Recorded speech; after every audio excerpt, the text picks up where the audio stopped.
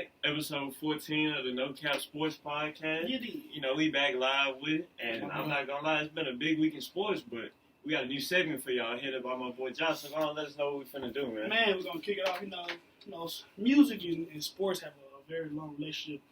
You know, any athlete knows, as three athletes right here know that the music can be... Two athletes, one former athlete. Somebody had I thought somebody who had their season cancer said so. Wow. That's pretty, And that's how we started at the No Cap audience. So like I said, you know, music, all three athletes, you know, I'm not going to discriminate. We knew that. You didn't have to point that out, sir. All three athletes at this table know that music can be very important, you know, getting your pregame routine together, you know, there's constantly music playing in the weight room or whatever. So, in honor of that, as a music guy myself, I decided to start off a little segment. We call it Flava in Your Ear. Shout out to Craig Mack. Just 3 to 5 songs. He locked in. 3 to 5 songs, you know, 3 albums, whatever. Just things that we've been constantly listening to throughout the week since we last talked to you guys, and we're just gonna talk about them, debate them. You know, somebody's gonna head on them eventually. So yeah. So I'm gonna start off with it. The first one is a single, not an album, because unfortunately, the unfortunate, you know, murder of Pop Smoke, becoming a New York rapper. Big Woo. He wasn't really for the blow. Move back. I wasn't the biggest fan of his music, but he had a lot of good listeners, a lot of people I respected, really vouched for his music. So off the what's the name of the album? Prayer for the Woo, something like that. No, it was Aim for the Stars. Shoot for the Stars, Aim for the Moon. Okay, whatever he just said. Mood Swings, him and little TJ. It's just real melodic, kind of an R&B vibe, especially with TJ's voice. And that's the song I've been listening to most throughout the week. By myself, I listen to songs on repeat 2-3 times in a row, and that's the most consistent one I've been listening to this week. You did. You know, if you're in the art, you gotta change it up. Yeah, sometimes, I ain't gonna lie, I do the same thing, bro. So he just, you know, man, we gotta subscribe into it, you just in it, bro. We ain't gonna speak on it, but just know, dude nickname is all A's, bro. Dude nickname is all A's. We ain't gonna speak on it. But I was in middle school, bro. I grew up. He's still a superhero. But anyways, the next thing on my list, you know, T Grizzly, he one of the hardest lyricists out here, and especially coming from Detroit. Bro, you making a list? bro, you're not gonna keep go hard, but it's just like that's kind of random, bro. Are you sure he had a new album? He had a new album, bro. Yes, it's called The Smartest, bro. Are they gonna let me do my segment? How old is it, bro? I'll be listening to T Grizzly.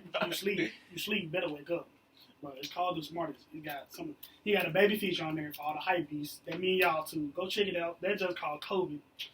But let's see. I think it came out 2020. So yes, June 19th, 2020. Gotta fact check my own segment. Anyway, I did download none of these. I ain't even gonna lie to you. Wow. I'm gonna give it a listen though. The intro, I like. I Apologize. That's probably been my favorite song on there because his auntie and his best friend JB, they just got shot recently within a couple of months. So he kind of really poured his heart and soul into the I Apologize track. So I really like that one. The Funeral, and then the last song on there, Savage. Those have really been the biggest ones I've been listening to. Hey, you want me to be honest, bro? No. So Look how you just talked anyways. Check this out. So I decided to go look at it, go on my Apple Music, search up The Smartest. Guess who's the only person that has listened to this album that I know? That means I'm a star. That means I'm a star. I'm a whole star out here. Whatever. Man, Superman got to hate on me, bro. Dude, we ain't gonna speak on it. We already talked about it on camera. All right. Next single, you ain't allowed to talk right now, bro. This is my segment. You ain't allowed to talk right now. Bro. I see how disrespectful this is getting already. And it's going to be weekly, so it's going to be weekly disrespect of Josh. But it's whatever. You know, one of the up-and-coming artists in our city, you know, Memphis, the hotbed for music is between us and Atlanta. So, you know, that's how we get it going. Big Boogie. Him and another local artist, Pooh Shiesty, they've been having a serious ongoing beef. The origins of it, nobody knows, but we know that they're shooting up Boogie's shows, and they just killed his baby mother, who was pregnant. So yeah, it's getting a little real in the field. So he actually 2 songs that I really like. In Session, he kind of responds to all the allegations, all the internet beef they've been doing. Him and that and Mental Healing. So those. So you agree with me? Whatever. Those kind of the two Boogie songs. I've been a big Boogie fan for a little minute since I went to a Gunna show. I guess it was 2019. that was BC at this point. And he came out for Gunna. And I was like, man, who is this dude dressed like a basketball cone?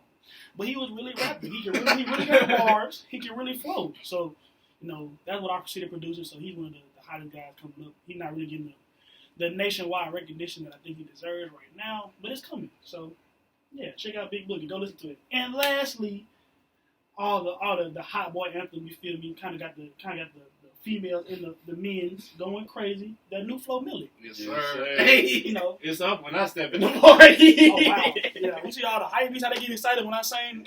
Something for sure. Yeah, we ain't gonna speak on it. Yeah, Flo Milli. She kind of up and coming. I don't know where she's from actually. She's from Alabama. Alabama. Man, Alabama coming crazy with Holiday No Cap. They got really the two years.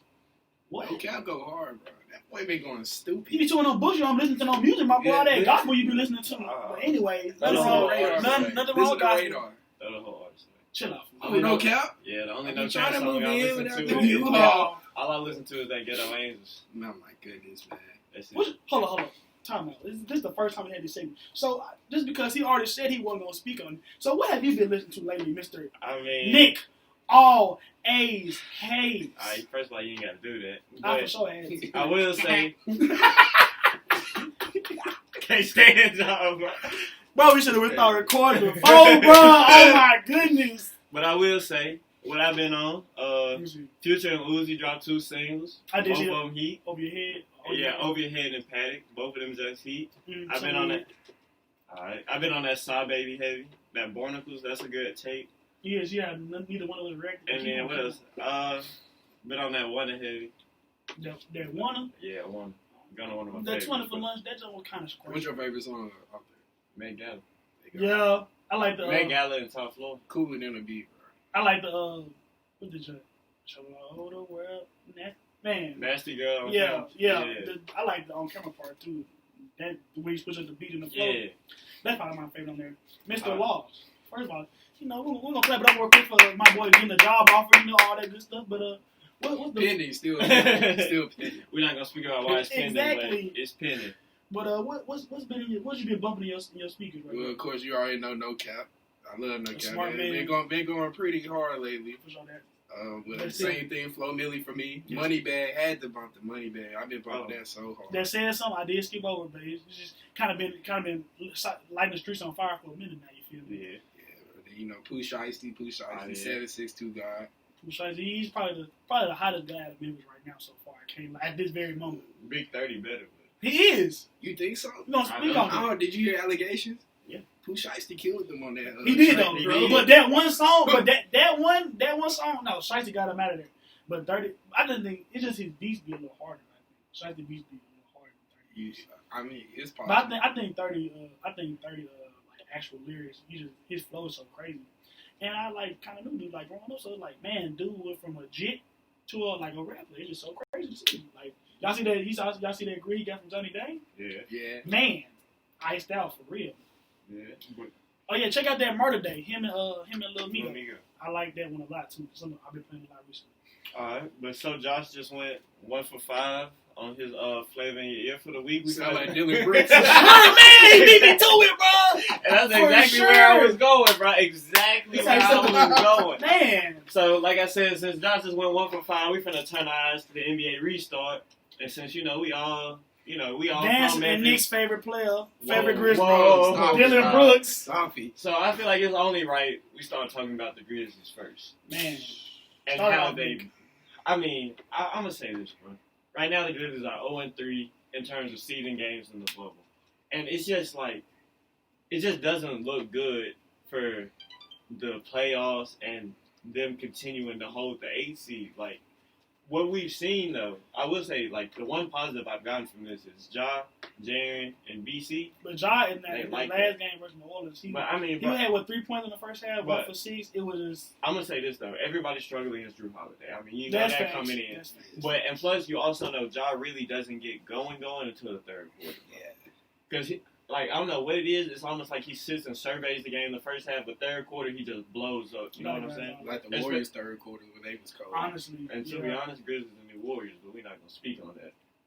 Harrison Barnes. I mean, maybe Dillon new Brooks is OKC. Harrison Barnes. Maybe new OKC when they had they big three. Oh yeah. Harden, Russ, and KD. Who was the big three? I didn't hear that. Y'all who was these the big Grizzlies. I mean, my big three: Ja, Jaren, and BC. Yeah. How do you have a big three with somebody coming off the bench though? Harden the came same way out the bench. OKC did. Okay. Ginobili came out the bench. What you mean? I'm attacking my segment and they attacking me. Look, Well, you're right.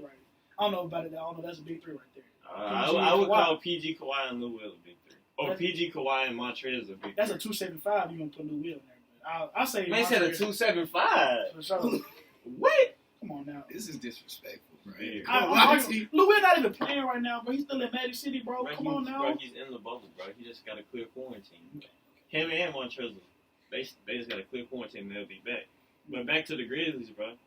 You kind of been talking about Dillon Brooks. What's your big problem with Dillon Brooks, bro? We all have a problem with Dillon Brooks, but it feels like it's more personal. I'm in a child's man. First of all, I mean, he's kind of a tough, gritty guy.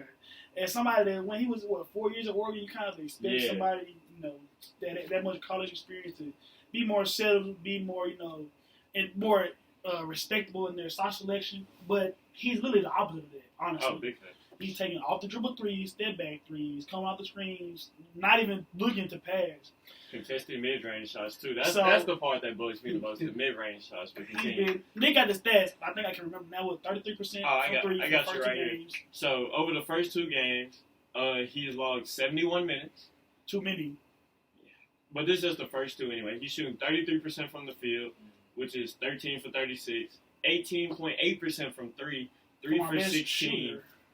3.5 rebounds, 3.5 assists, 4.5 fouls a game, and 1.5 turnovers a game. So yeah, that's definitely some mid.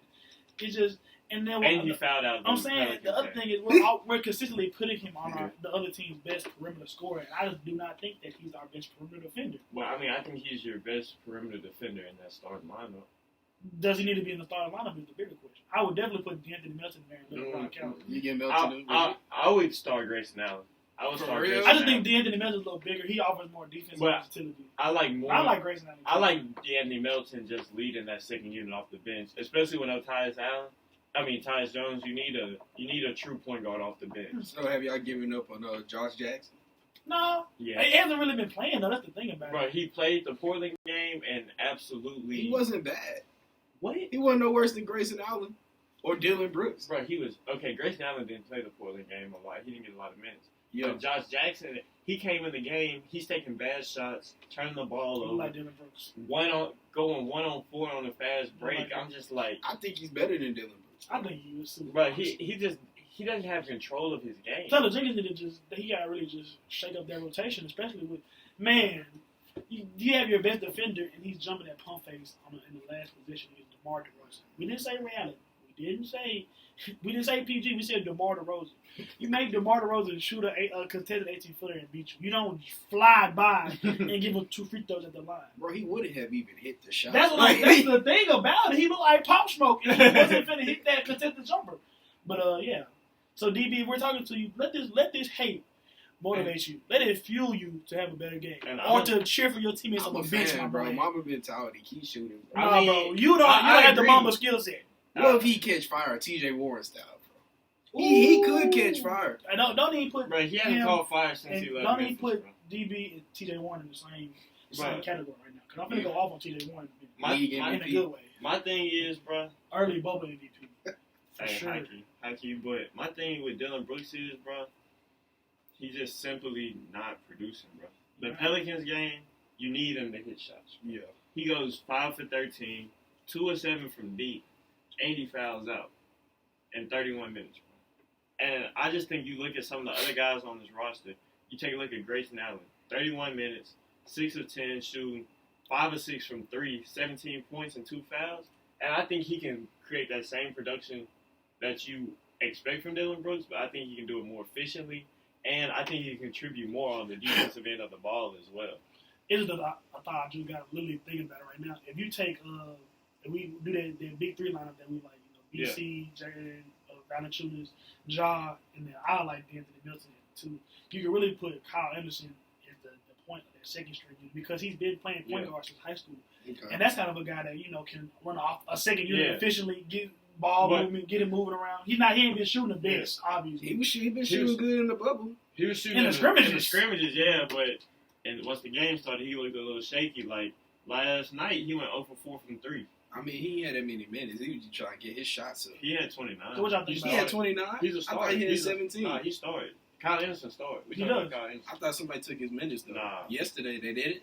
He played 29. Okay, man, I was wrong. But if we go to that lineup that we talked about with sliding Mills for DB at the 2, what do y'all think about, Kyle being the point for that second Well, I unit? mean, you still got to start Kyle. That's the problem. Kyle's still a starter.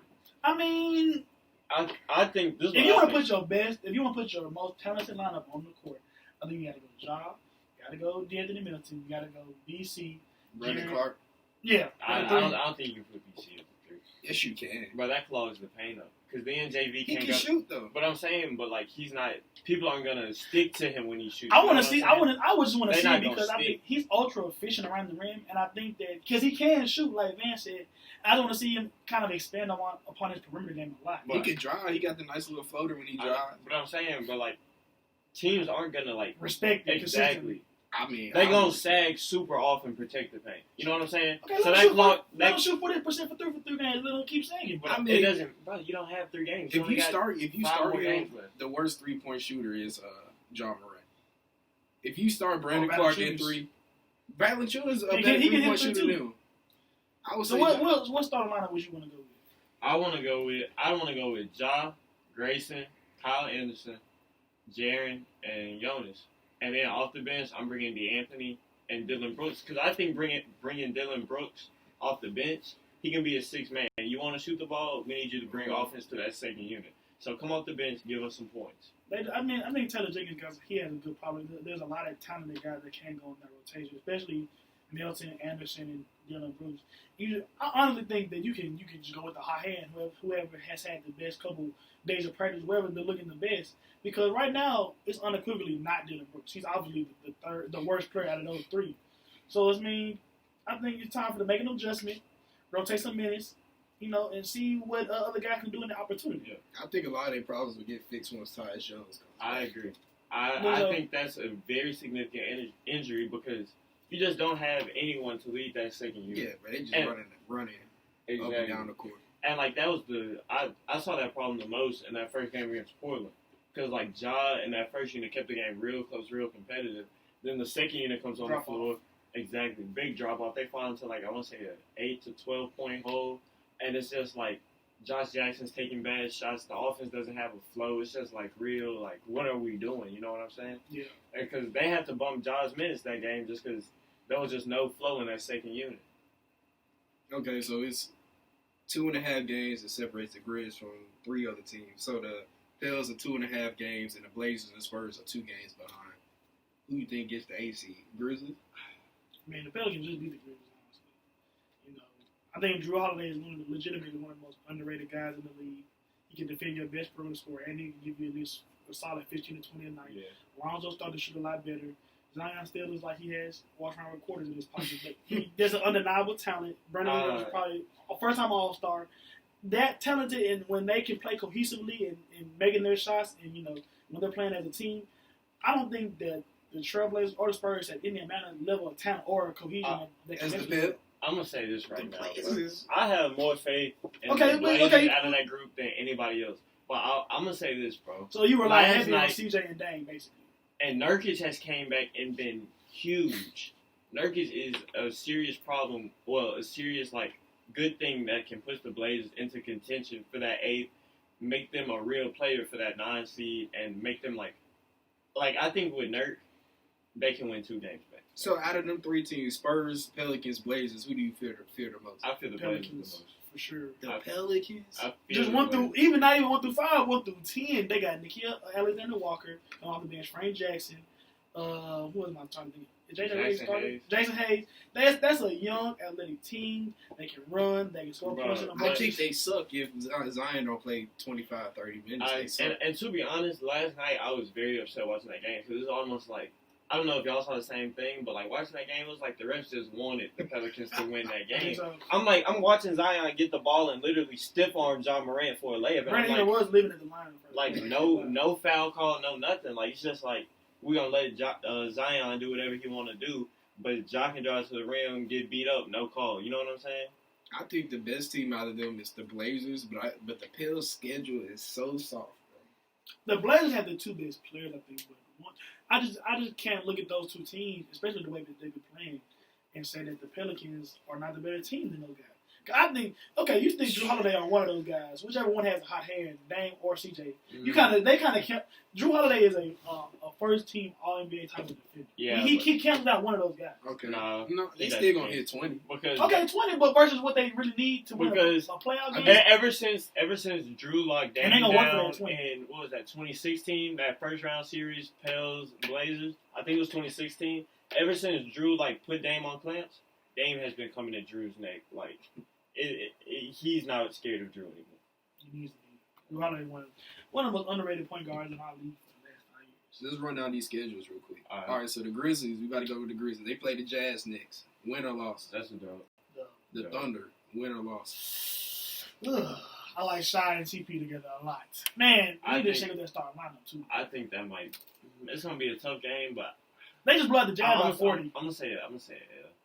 L? Yeah, I'm gonna go L to. Okay, so that's 1-1 Raptors. That's another L. So that's 1-2 Celtics. L. It depends on what. Celtics kind of wishy-washy, but I'm gonna go with the L. All right, it's 1-3. Then the Bucks to end it. Ooh, man, I didn't even until you read it out like that. I didn't realize how tough it. Man, that's another close. Because who's gonna guard? Well, you know what, bro? I feel like we can sit down here and say L, but I feel like the Grizzlies just need to see one win. One win to get activated. You know what I'm saying? I think that if they beat the Jazz, they could be OKC. Exactly. Because I'm thinking let's say Melo missed one of those threes and they beat Portland. Yeah, but he was in the corner. Yeah, exactly. I think if the Grizzlies walk away from Portland with a win, they would have beat the Spurs, and they would have. I think they probably would have beat the Pelicans too. I think they would have. The Pelicans got their number for some reason. I don't know why, but they just got their number. Yeah. But right now they just have no momentum. I think that's the biggest problem with the Grizzlies right now. They need to get a real coach. Mm-hmm. Calvin should be high on the sidelines. Once they get a real coach, bro, they build straight. Okay, let's go to the Blazers. All right, so the Blazers, they play the Rockets tonight. Okay. Yeah. Nurkic not guarding none of them 3-point shooters. Yeah. And I like Covington. I love Robert Covington. We're gonna get on another one of my man questions, but Robert Covington playing big in that 5-out lineup, man. Okay, first of all, the man who's really playing big is the greatest center in Rockets history, PJ Tucker. The greatest center in Rockets history. Hakeem who? Oh my God! Okay, the Blazers play the Nuggets. The Blazers. Hold on, bro. We gotta let that breathe, bro. Are they gonna beat the Nuggets? Yes or no? I think they do. Nah. You don't think they beat the Nuggets? But bro, the way they ended MPJ dunk on and sit on top of PJ Tucker's head, that ball head. We're gonna talk about it on next week. We're talking about the Blazers. Oh. He said the Nuggets, didn't he? Yeah, they play the Blazers. Oh, I just can't believe you said that. Akeem, hold on, bro.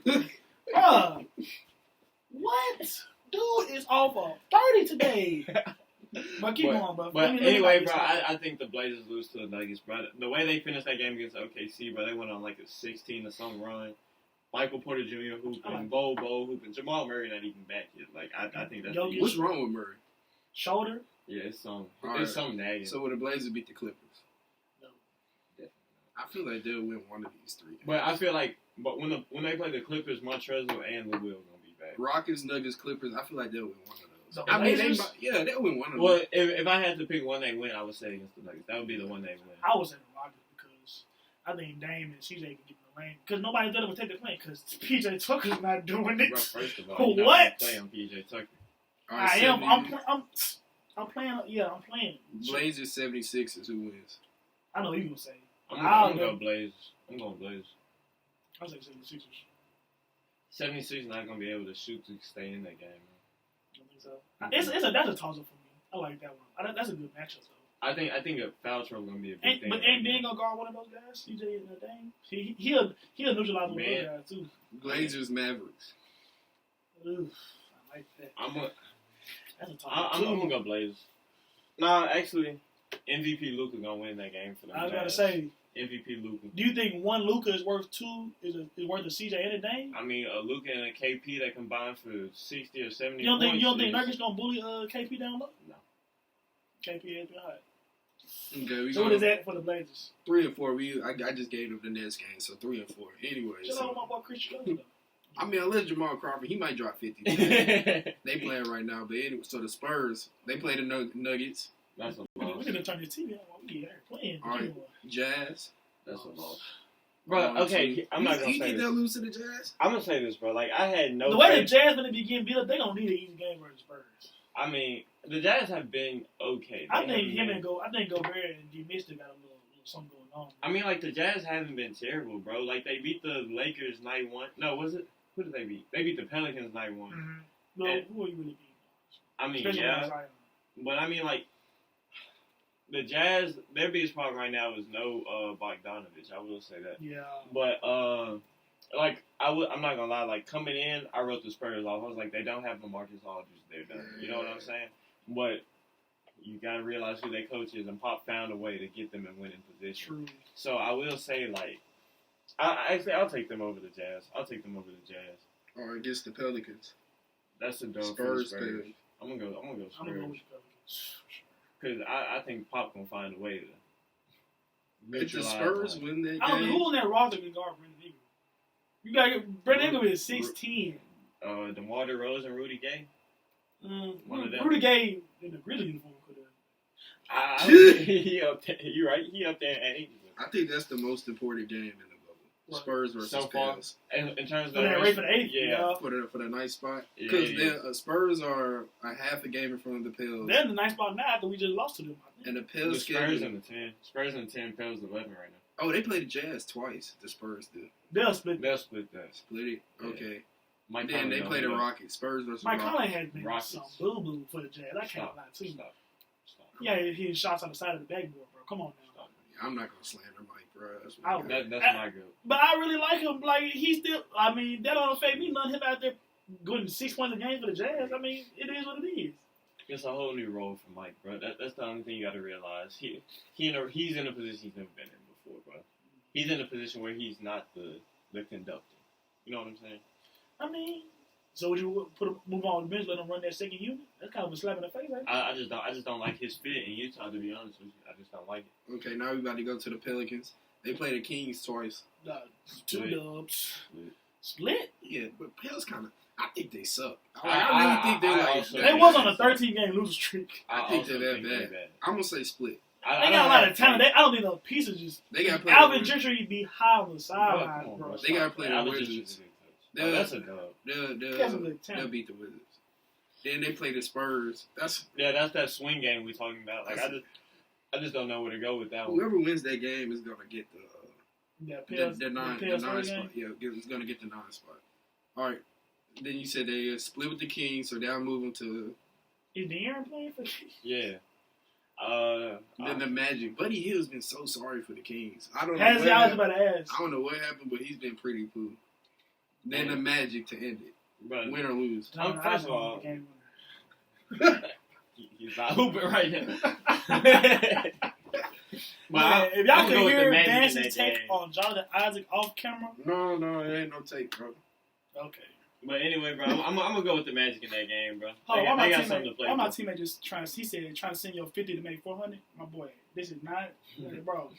Stop scamming. Stop scamming 2020. Unless it's me. I can scam. I need some money. Stop Yeah, all that bro, stuff. I'm definitely gonna roll with the Magic, bro. They just dropped 132. Okay, so looking at it, it's gonna be a swing game. If everything goes to according to this plan, it's gonna be a swing game for the Pels and Spurs, and whoever wins that gets the 9 seed. But I mean, they still got to get the Blazers. So are y'all really more scared of the Spurs than the Pelicans? I'm not than scared the of the 9 seed? Spurs.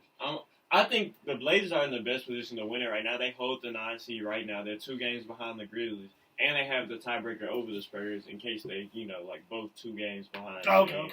So the Spurs, they're just in a better position to me to get to that spot than the Pelicans are to me. So The Blazers just have a hard schedule. Like, if you I give the agree. Blazers the Pelicans schedule, I don't think they lose another game to the playoffs. But I mean, still looking at it, we just said the Blazers are gonna go 3 and 4 over their remaining games. Yeah. So they would still hold that 9 seed. You know what I'm saying? To be determined. We'll see. I just really the talent on that Pelicans team. I just really think that, especially like Van said, they just kind of they have the really number for whatever reason. Just the matchup always see the swing in the Pels' favor. So I'm really gonna be a Spurs fan over the next 5 games. I'm not nothing about the Spurs scared, even though they literally just lost. I think once we get that dude Dillon, corrected out the lineup, whatever they're gonna do with him, I think that's a favorable matchup for us. Then serve them up to the Lakers, get out there, and then it is what it is. Yeah, Grizz and 6. But anyway, so now we finna go from the 8 seed. Now we finna look at the whole NBA. So like, how have y'all felt like just watching the game? T.J. Warren, man, I like T.J. Warren a lot, bro. First of all, it comes out gate 53, smooth 53. Smooth. What it was, 8 from 11 for 3. Nobody saw it. Coming at all. I saw it. He got the Calvin Cambridge in his head, a little disrespectful, but don't matter what, man. Like, I mean, I kind of expressed it in the group chat a little earlier, but they know how big a T.J. Warren fan I am since NC State. Even because NC State, they went to the tournament. I think he was a junior. They was like a 12 seed. Yeah. They made a really deep run. He's just a bucket He's a getter. scorer. He just knows how to put the basketball in the bucket. Mid range, high post, low post fadeaways. He has kind of a similar game to a young Melo, where he just between 18 and 22 feet. That's his home. That's his office. And he can stretch the floor. I will get that. He can hit them threes, bro. Oh, not for sure, most definitely. But it was just crazy even to see, the Pacers State game that we playing now. Even back then in college, honestly, to see a guy consistently do damage because he averaged 25 at NC State with this last year, strictly off mid range, 18 to 22 feet, high post action, just a lot of what they call ugly buckets. And he was really undervalued coming into the league. It's great to see that he's kind of really popping off now. Yeah, 53. He was undervalued even when he got to the league because the Pacers traded for him for the Suns for cash considerations. Yeah, that's kind of sad. My boy worth some dollars. Exactly. That's crazy. And he's been hooping, bro. Like for sure. He averages right at 20 a game. How old is he? 26? He's averaging 20? Yeah. Like 19.8. T.J. Warren really liked that. Yeah. Because he just had 30. The whole season. Yeah, he just had 34 and 11 too. Yeah, he averaged 19.5, and he 26. He 26. Wow. He might get a contract. The Pacers really not missing Oladipo as much as they thought they would with my boy T.J. He just got to get them Calvin Cambridge out of his head. What's wrong, man? Make him like Mike. My boy, Mike didn't look like that. Mike had a ball. I will say this, though. A game I'm going to be looking for while we're talking about T.J. Warren, August 10th, they play the Heat. We all know what Jimmy Butler had to say. Calling T.J. Warren soft. I forgot all about that. So all I'm going to say is Jimmy Butler, you better be doing some defensive slides, working on your hands. Work on your closeouts, my boy. Exactly, because T.J. Warren finna come drop some buckets. He finna come drop some buckets. Who's going to score more points that game? Jimmy Butler, T.J. Warren. T.J. Warren. Let's bet money on it. I got 20 right now for T.J. Warren. I got another 20. No cap. Audience, y'all seen it What here. day is it? 10? August 10th. It's a Monday. That'll be 2 days before I leave for Texas. So Monday. Oh, we're going to be recording that day too. All right, cool. We'll come in. I'm going to get my little dub up off you. Jimmy Butler going to outscore him. For sure not. It's not a national game, but that's the sad. Well, if it didn't happen on TV. Bro, we got 2 whole laptops right here, but we've been trying. You're right. You feel me? NBA streams.xyz. Hey, bro, don't get us cut off there because the legal sites. I know them too, but you just said them out loud. That's the thing. Alright, but so we thought about T.J. Warren, but what other teams have stood out to y'all? Like Nuggets. I just loved the way they play basketball. They just got a real. The ball movement, they look like those old Spurs teams where they just shoot the ball around the perimeter. Because everybody's a scorer on that. Exactly. And they got really explosive guys like MPJ, Bobo. 36. Yeah, and they got those they got guys like Torrey Craig, really, nose in the ground defense type of guys. They just it's a well-built team. Well-rounded team. I just want to say that. So, and they got one of the most, Nikola Jokic, he reminds me a lot of just like Larry Bird, his ability just to pass, see the floor, score. Bro, for real. Look at it. Look at it like a lot of the advanced stats. It kind of looks like Larry Bird. Not just besides. I'm not gonna lie, but that's not a comparison. I would have gone Pau Gasol, something like that. Bro, I never would have said Larry Bird. He's a legit Marc Gasol. Exactly. You said you compare Jokic to Larry Bird. That's what you just 3-point did. shooter, Larry Bird. Man, I'm just okay. It's a comparison, bro. Just a range of motions.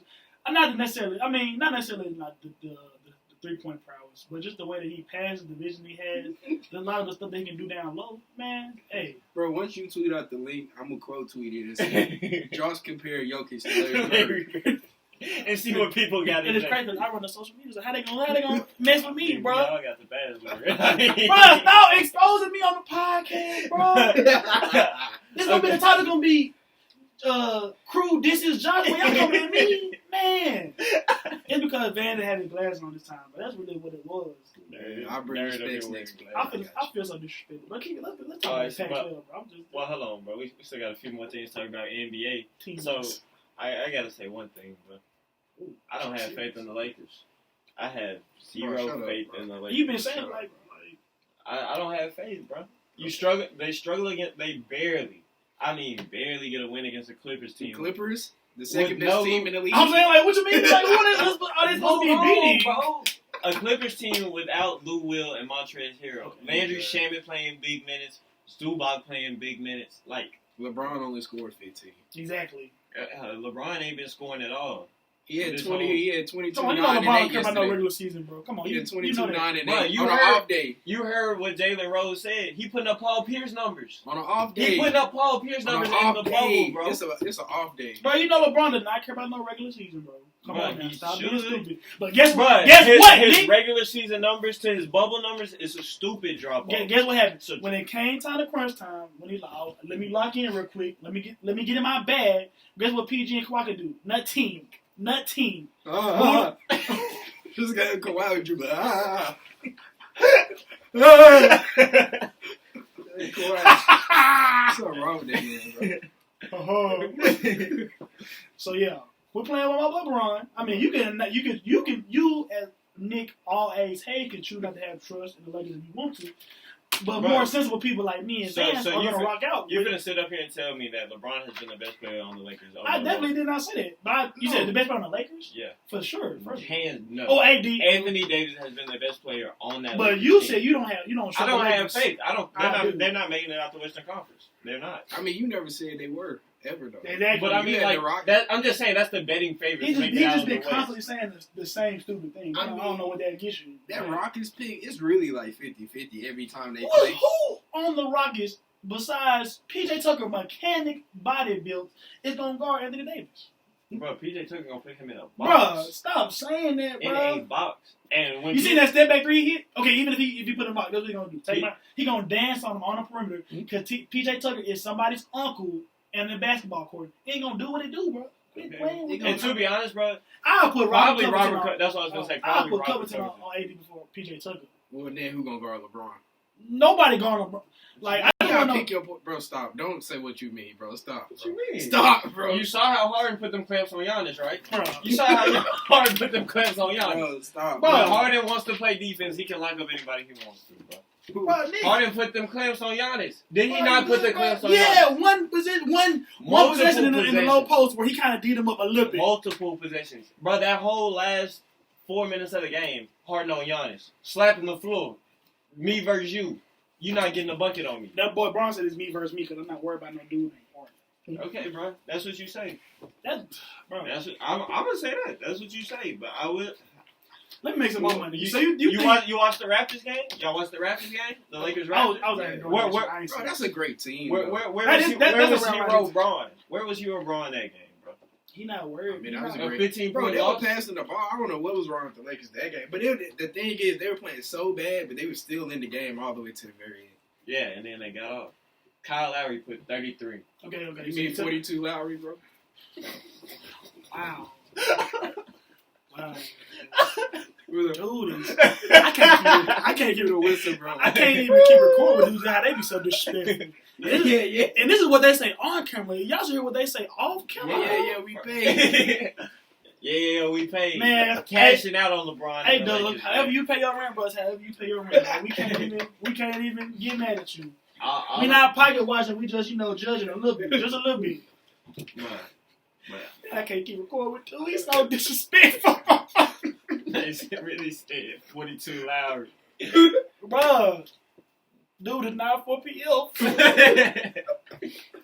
But I mean, the way he was filling that stat sheet up, he might as well be 4 PL. 33 points, 10 rebounds? Come on, man. They need to stretch for you reach like that, bro. They got a nice squad because they have about 3 or 4 players that can get off it. No, Nick Nurse is him and Billy Donovan. They just got coach of the year or something. Nah, it was Boonholz and Donovan. They said he was one vote away from a 3-way tie. That's what I said. That's what I saw. But that was the coach's vote, not the NBA. What is on your feet? He got them why nots. Them why nots. Shout out to Russ. You know what, bro? Why did you buy them? That's the real question. Why did you buy them? Because Russ the man. Because Russ is the man, bro. Russ the man. And we gonna talk about Y'all seen that man haircut? There's nothing is the man about that. Bro. My boy got the chili bowl. Oh my god. Come on, bro. Just with the bowl on top of his head and just zero guard all the way around. You gonna say that, bro? But when the Rockets in the finals, I don't want to hear it. I ain't like even the Russ puts up 88 points a game. He still need a better haircut than that. So that for it all don't GP, matter. all It don't GP. matter. When you attacking the paint, I'm gonna tell you exactly how this finna go, bro. Like, that boy John had the Grizzlies had that boy Russ kind of a bind. I think it was a scrimmage game. He went like 0 for 9 for the field first half. Bro, because you know how Russ be, bro. When Russ get mad, frustrated, he try to shoot shots. That's not Russ' game. From Cali. Go to the bucket. Yeah, he a Cali. The West Coast people don't care, bro. For sure. We seen Keenan Allen. We're gonna talk about that later. Whatever. But anyway, bro. So we gonna end this little NBA talk with this. Lakers in 6. Okay. Next. Who? After watching the games, bro, who do y'all like in the finals, bro? Man, Lakers and Bucks, bro. Like it's Lakers and Bucks. Yes. I still got the 76ers, bro. I got so much faith in them. That's the best starting five in the NBA right now. I can't see the like 76ers have the best starting five. Embiid, Simmons, Josh Richardson, Tobias, who was playing? Shea. That is not the best starting. Who's said the dude that the best starting not get out the West. The best starting five of the NBA is the Celtics. For somebody named R.A., that's you got the some really best, bad you got some really bad opinions the today. best starting five in the NBA is the Celtics, bro. Okay. I ain't Kimba, Jaylen Brown, Jason Tatum, Gordon Hayward, Daniel Theis. Yeah. That's the best starting five. I think the Blazers got a better starting five than the Blazers? the Blazers. They ain't TJ, and then two homeless dudes walking around Portland. Carmelo, Gary Trent, and Gary Trent, Nurkic. bro. Wait, Gary Trent started? I thought they started Collins. At the 3? Gary Trent at the 3? He getting feasted on. Well, anyways, it's Melo, Nurkic, and then the fifth person. I want to say it's Collins, but I'm not sure. I mean, it's still. But anyway, bro. Hold up, Vance. You know I'm the shirt man. You came here kind of flexed up with the poetic, just in feeling some type of way. Well, I'm gonna say this, bro. Thank you, sir. My favorites right now, bro. I'm still rocking with the Rockets in the West, bro. Feel your feeling, bro. Especially the way they played against the Bucks, bro. I gotta rock with the Rockets, man. 16-4 run to close the game. Harden locking Giannis down, putting him on them clamps. Welcome to Harden Island. Two former Insert Shaq MVPs. gift. 2 former MVPs. On one team, exactly. What seed are they right now, currently? They're Yeah. behind the Nuggets. No, I think they 5, to be honest. Yeah. They 5. Yeah. I mean, if it was me, I want to. You're going to have to play the Lakers and the Clippers. They're going to have to go through the Lakers and the Clippers. And they get one of them in the second round matchup. Not even in the Western Conference Finals. They're going to have to play both of them just to get to the finals. The Rockets 4. So they're going to have to put the Lakers first, then the Clippers, and then play who? The Bucks, maybe? Nah. With nobody over 6-9. I'm not going to lie. Out the East, I like the Celtics and the Raptors. I think the Raptors would beat the Bucks. Me too. And the Celtics. I don't think they would beat the Celtics. I would want to see Pascal versus Giannis. That's a lot of arms. That's a long matchup right there. Yeah. And we saw how the Raptors won 4 straight games against the Bucks last year. That is true. I was about to say 4 straight. So Nick Nurse knows what he's doing when it comes to guarding Giannis, and they've had success playing the Bucks this year. They're just such a generic team. I don't even want to root for them, but they are a well-oiled machine. There's a reason why they are defending. So who's the best player on that team? Siakam? Lowry? Kyle Lowry. I would say Kyle Lowry. Actually, the best player on that team. That's what you saying. 42 Lowry, because he gonna drop 42 tonight, bro. Hey, big facts, bro. I'm tired of the Kyle Lowry disrespect. My man No. So Van Vliet can get off, Lowry can get off, Siakam can get off. That's 3 players that can get off at any time. And to be honest, if we being real, Ibaka can even get off. He hit a couple threes, bro. OKC no more. Bro, it doesn't matter. He can't protect the paint still, but he can hit threes now. But I mean, I think they're a really good regular season team. Regular season? Bro, they're defending NBA champs. Kawhi is a defending NBA champ. And Bro, you can't chalk that up to just Kawhi. I mean, I'm not, but I don't think that team gets to the finals. They usually go to the finals without Kawhi. Who else has 3 players that can get off on their team besides the Clippers? Y'all keep saying get off. Van Vliet had a good hit with 36. Ain't that like a career high or something like that? Yeah, that's his career. I don't think he's nice. Like he's built like that. He for sure is, but he's not. I mean, but you can expect 20 out of him any given night. 20, 25, you can expect that any given night. So what? So Van Vliet, borderline all-star type of guy? No. Just a really good player. He's a great DJ player. Augustine in the flesh. No, stop it. Stop. No. They might look the same. I'm just saying, like, Van Vliet is a really good player, but I just don't see him, like... He's Jameer Nelson. Hey, Jameer Nelson was an all-star, bro. Jameer Nelson was D12? That boy was a dog. Don't act like he wasn't. No, he for sure was. Now he a top. But I'm saying Toronto has a serious big three that can easily elevate them to, Eastern Conference Finals to a final. Lowry, Van Vliet, Siakam. I never really was a fan of Lowry, but he kind of earned my respect. Don't he like lead the league in charges or something like that? That is his best stat. Bro, because he be landing on that big bro, he's a dog, bro. Hey, Nick, he's a dog, Get your man, bro. Dude is wild today. Bro, stop, bro. You making my stomach hurt, bro. Stop. I mean, if we being honest, bro, he might have a statue outside of Scotiabank Arena. Bro, what position you gonna be in? Like this, draw the torch. Yeah, man area all in your face, taking a charge. That's what you want to be immortalized as, Kyle Lowry?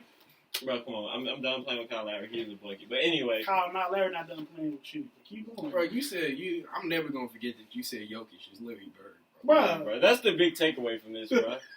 And we going to let you have it, but. You said it with a straight face. Man, no. Go look at some Larry Bird highlights, bro. Oh, my goodness. Go look at some Larry Bird highlights. But anyway, bro, now we finna shift gears.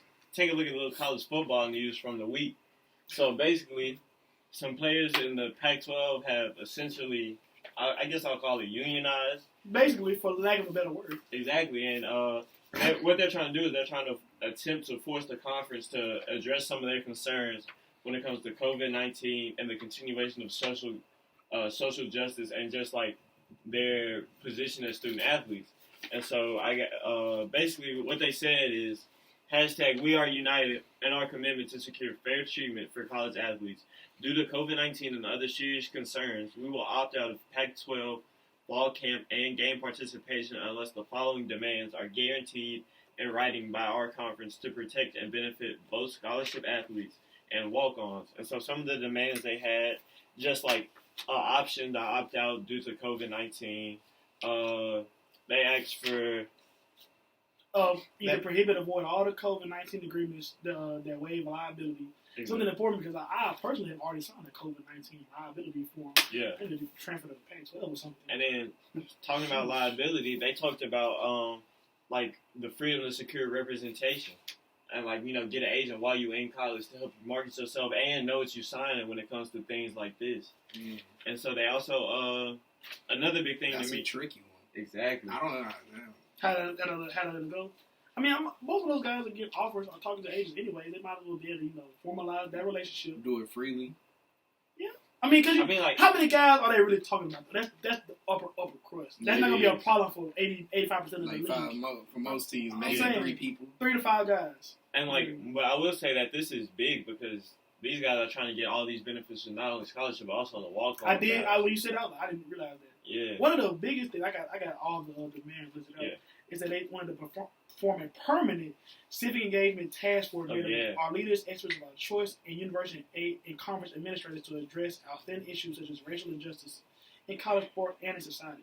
So they're trying to capitalize on the time they're in right now and form a permanent task force to continue to address issues, not only with football, but, have you guys walk around and live as black athletes or minority athletes throughout their lives, which I think is probably the most important thing on here because that'll set in stone like a task force, just a coalition that these players can talk to right now throughout the rest of their lives because right now, who do NCAA athletes have to go to report mistreatment, to report issues, to report injustices and inconsistencies in the program? Nobody. I agree with you.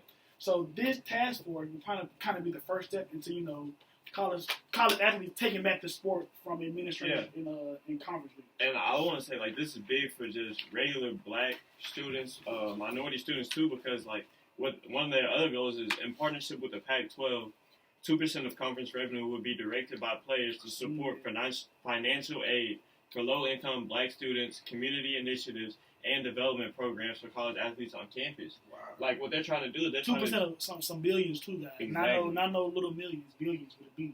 And so, like, that's big in terms of, like, creating that environment on campus where you can be successful as an athlete, but also making sure you have a space for, you know, yourself as a black person. I don't think I read it. It say distribute 50% of each sport's total conference revenue evenly among athletes.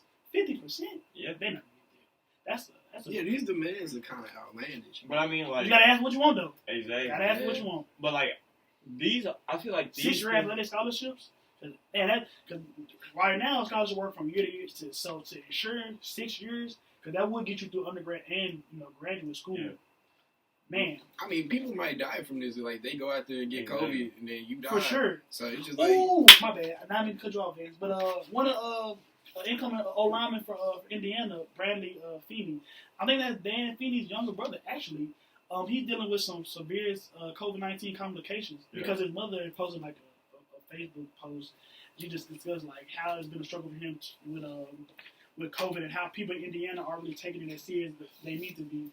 So honestly, I mean, as we get closer and closer to actually playing football, we'll talk about the NFL guys a little later, but it's just seeming more and more likely that we're not going to have any because a lot of people don't realize the trenches, O linemen, D linemen, those are really the engines behind the game, and if you lose a lot of those guys because of the high risk factor of being obese, they're more at risk for getting COVID. You lose your sport, and unfortunately, it just seems like this guy kind of going to be kind of like Brandon Burton is going to be the flag bearer for this kind of for the obesity movement for being high risk at COVID-19. And honestly, it's bad as it might be, it will take for somebody to actually die for real change to happen or somebody to really recognize that. I don't think change will happen unless the players themselves, just like how they're trying to initiate change. I don't know. Bro, I just think the backlash that'll be for somebody actually passing away. Well, they were trying to kick off the men do not. But that's one of the demands. That money. If somebody die, if this guy ends up dying from COVID, especially after we're kind of being pre-warned that he's going through this right now, Indiana's gonna have and what it comes to their Big 10, Big 12, they're gonna have hell to pay. That family's gonna sue. There's gonna be other families coming out of the woodwork saying my son is obese, more high risk too.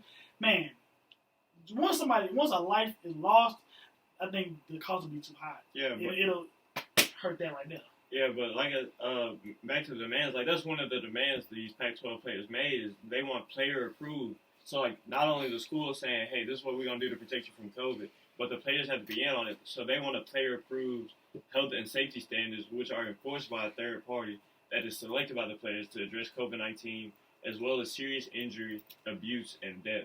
Mm-hmm. So like the players kind of like on that same tip you're talking about, before they even get there, they want to make sure that these guidelines are in place for their safety. You know what I'm saying? Mm-hmm. And they want it, they want to be in on the process. They want to ensure that they're the ones, giving okay. Exactly.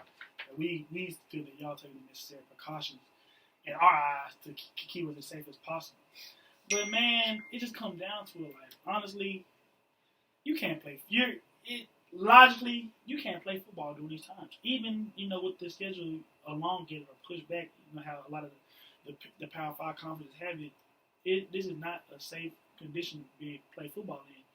And you see it with a lot of NFL guys opting out because these guys are getting paid millions. This is their profession, and they're still opting out and then choosing to pursue the things and choosing to put their health and their family above football. And this is something they're getting paid $millions to do. So why trot out college guys when they're millionaires, professionals saying that this is manager stuff. It's hard. This is not safe enough for me to risk. Yeah. So there have been some college guys to opt out. Yeah. And a few college guys have opted out, some notable names, some potential NFL draft picks. But I want to kind of look at what happened with Washington State in terms of opting out and then this Pac-12 unity group. Yeah. So a Washington State player, a receiver, Cassidy Woods, he opted out of the season because he had sickle cell. You know, if he potentially got corona, you know, he could face like serious problems. That's a major one of the biggest things that disease that travel within African American community is sickle cell. Yeah, and so I want to start out by saying this because like this kind of changed my perspective on how this whole situation was handled. Woods is a redshirt sophomore. He appeared in 12 games last season, 6 receptions, 58 yards. So just keep that in the back of y'all minds.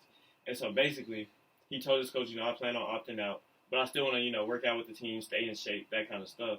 I don't know if he wanted to, you know, really practice or just work out, you know, team workouts, lift, run, all of that. But his coach, Nick Rolovich, first-year coach at Washington State, he said, if you say I'm opting out because of COVID and health and safety, I'm good. But this group is going to change, I think, how things go in the future for everybody, at least at our school. So just think about that is, if it's about getting paid and not about racial justice and that stuff, then it's probably, there's two sides here. I'm good with the sickle cell and COVID, but this group is going to be at a different level as far as how we're going to move in the future. And so Woods Rolovich told him that you'll probably have to get your stuff out of the locker room. Sheesh. So that, you know, like he's not sending a mixed message and things like that. And he said, we're going to use the resources on the guys that are going to play this year. And so basically Woods, you know, had to move stuff out of the locker room. And his mom, Jerlene, she tweeted that multiple Washington State players were cut and told to clean out their lockers because of their support of the Pac-12 player unity group. So what do y'all think about this whole situation? And even though his mom said this, Washington State told ESPN that no players have been removed from the team. Ooh, I could understand you not wanting the players to work out with the team if you want to run, lift, and still get all the benefits and then not play. I can understand the coach not wanting that, but he basically kicked them off the team. For sure. I mean, are they still on scholarship? Yeah. I know he is. I don't know about everybody else though. If they're still on scholarship, then you can work out by yourself. I mean, somewhat, and then just go to class. Because but like the way it's seeing it, they're making it seem he's gonna kick them off the team. If you getting cut and your locker is emptied out, speaking from a very close friend that happened before, you're off the team. Yeah. Because once you lose that locker space, and you lose that fraternization within the locker room, you're ostracized from the program at that point. Yeah. So it's just white guys, they just gotta learn how to approach them. Even if that's how Washington State head coach really feels, you can't say that out loud, especially during this time period right now, and knowing all the social justice issues and how people are going to react. So just to draw that hard line of demarcation and saying, well, you can opt out because of your health, but to trying to better yourself and join a social justice group, oh no, get out of my locker room. Like that just paints a very bad look for Washington State, the Pac-12, and the NCAA as a whole. And it's just important to know that this is a first-year head coach. You know what I'm saying? Like, this is first year at Washington State. Let me see how that recruiting going to go, buddy. Exactly. But Jay Williams said something on First Take that I really wanted to bring up. It's kind of like, these past 3 to 6 months, we're kind of seeing, like, the crumbling of the NCAA infrastructure as we know it. Just going down, we lay back all the way to the G League stuff, how guys are often go to the G League instead of college. You know, this Pac-12 unity group, how all the demands that they have listed. And just the way that, you know, college football is going to have to operate now, we're going conference only at this very moment, which I still think is going to be a large chance that we won't have any college football in 2020, and that's going to lead to a lot of the cancellation and shutting down a lot of athletic programs because their budget and their ability to function relies on that revenue. So, man, I don't really want to sit here August 4th, 2021 and see what the college sports infrastructure is going to look like because it's not going to look the same. It just kills me how, like, all the Division I athletes, especially, like, majority of them are black. But it's just, like, everybody that's over them, the NCAA, the head coaches, assistant coaches, they're all, like, older white men. And it's just, like, how can you have, it's almost like, you don't have no real power. You just out there playing for somebody. I hate to say it, but it's almost like a slave mentality, bro. Like, a slave owner mentality. Somebody had it's a slave owner relationship, basically. Yeah, I mean, somebody had said that. It was just like, I saw this picture the other day when Memphis Tigers had played Ole Miss in basketball. At the very end of the game, DJ was dunking the ball. Just look. It just, all in the bottom row, just straight white people. It's just crazy. And it's just like, I mean, and people really meant it when they told LeBron to shut up and dribble. It's just like, people, we just want, like, everything to be fair. Exactly. And, like, my thing with this whole Washington State situation is like, I see no problem with him continuing to work out with the team. Like, workouts, conditioning, like, I can understand you holding him out of practice, like, saying, hey, you can't come to padded practice and stuff, because that's more close contact with guys who are going to be traveling and playing games, you know what I'm saying? Mm-hmm. But, like, I feel like you could have worked something out to where he can still work out and condition. Because at the end of the day, this is a player that's on scholarship to play football. He's not on scholarship for anything else. He's here to play football, no matter, you know, what he did last season or anything like that. Because that's why I brought up his stats last season, because imagine if it was, like, their starting quarterback. You know what I'm saying? He wouldn't have faced the same treatment as a guy who had 58 receiving yards last year. Big fan. And a lot of these programs, not to cut you off, Nick, but a lot of these programs around the country are not informing guys of their ability to opt out. I know one program, Tennessee State, is that they have guys opting out, and their coach is not being very clear. It's not informing guys of their ability to opt out and keep their scholarship. Yeah. So they're kind of withholding information. Not kind of, they are withholding information from them and withholding resources from them. So it's just very disappointing to see that, you know, as we're progressing, as college athletics is progressing to a more, you know, a greater equal, and the old guard is just fighting it tooth and nail, and it's just disappointing to see. So I just really want to see what it's going to look like going forward, just to get, like Van said, more diversity in administration and more places of power to better represent what college athletics really looks like. Yeah, and I think, like, this Pac-12, like, last point on this, like, I feel like this Pac-12 unity group is a big thing because it's players empowering themselves, trying to create the changes they want to see. Like, they're basically pushing the Pac-12 to change, or if they can't change, to basically drop out of the NCAA and become their own association or whatever you want to call it. Because, like, you just look at the demands, like we talked about, like, things about COVID, but it goes beyond that. They're talking about, like, sharing revenue. Exactly. You know, allowing players to get played off name, image, and likeness. Giving conference revenue back to the players who actually, you know, make the money. They're the product. Don't have any football without players. And then they also talk about just, like, saving sports. Like, talking about, like, one of the big things I noticed was just talking about how one of the demands was Larry Scott administrators and coaches to voluntarily and drastically reduce excessive pay in order to save the other sports that got cut. Give me some of your money back. Exactly, because, like, they pointed to Stanford, who cut, you know, all of those sports. 16 sports, something crazy like that? And so they were like, you know, almost $23 million endowment. $27.7 billion. Billion? Yes. Sheesh. And so, like, they talk about, you know, ending those lavish facility expenditures to just make college athletics what it's supposed to be about. For, you know, making that college environment for all the athletes to come in, no matter what sports you play, no matter what you do, you should be taken care of equally. That's why I think this union is so big, because it's not just the football guys. It's the footballs, the basketballs, the volleyballs, every sport across the spectrum. I think it's a very big thing. And the SWAC is, if somebody in the SWAC is really willing to start that movement, the unity group for the SWAC to come out, I'm all in favor of joining that, offering whatever little resources I have, or even using this platform as a way to, you know, get out a social justice message, or just demanding that, you know, we be treated fairly as the product that produces all this revenue. Because, like you said, there's no product without football players. And the structure and the way that, you know, the money is distributed and handled right now and have been handled is just truly unjust. This is the only industry that exists like that, where the laborers receive none of the money. Yeah. Even when you know, setting up business and whatnot, laborers get paid hourly to do the dirty work. Exactly. So it's just very disappointing. I'm glad to see that, you know, people are finally coming around to it, and that things are starting to change. So it's going to be interesting. 2020 has already been interesting, but this particular development with the unity group, I just want to see where this goes, how far these guys are willing to take it, and if they're willing to follow through with the position of not playing. Yeah, and so I'm gonna read this last thing out of their you know, their little hashtag We Are United paper, and this just goes back to the revenue thing that you mentioned. I forgot to bring it up. They wrote, because unjust rules prevent the 98% of college football and basketball players who won't go pro from capitalizing economically on what would otherwise be the most valuable years of our lives, including many black players from low-income homes. Hashtag We Are United. So now I want to change it and look at just how college football schedules have changed some more. The ACC announced that they will play an 11-game season, and basically they picked up Notre Dame into the ACC. Yeah. And so they'll play 10 conference games and 1 non-conference game. So what do y'all think about the ACC making that move? Do you know, is it still going to be Coastal and Atlantic, or is it just going to be one big conference in top two? I don't know how they're doing the play. I think they're still doing the playoffs the same. I mean, the conference.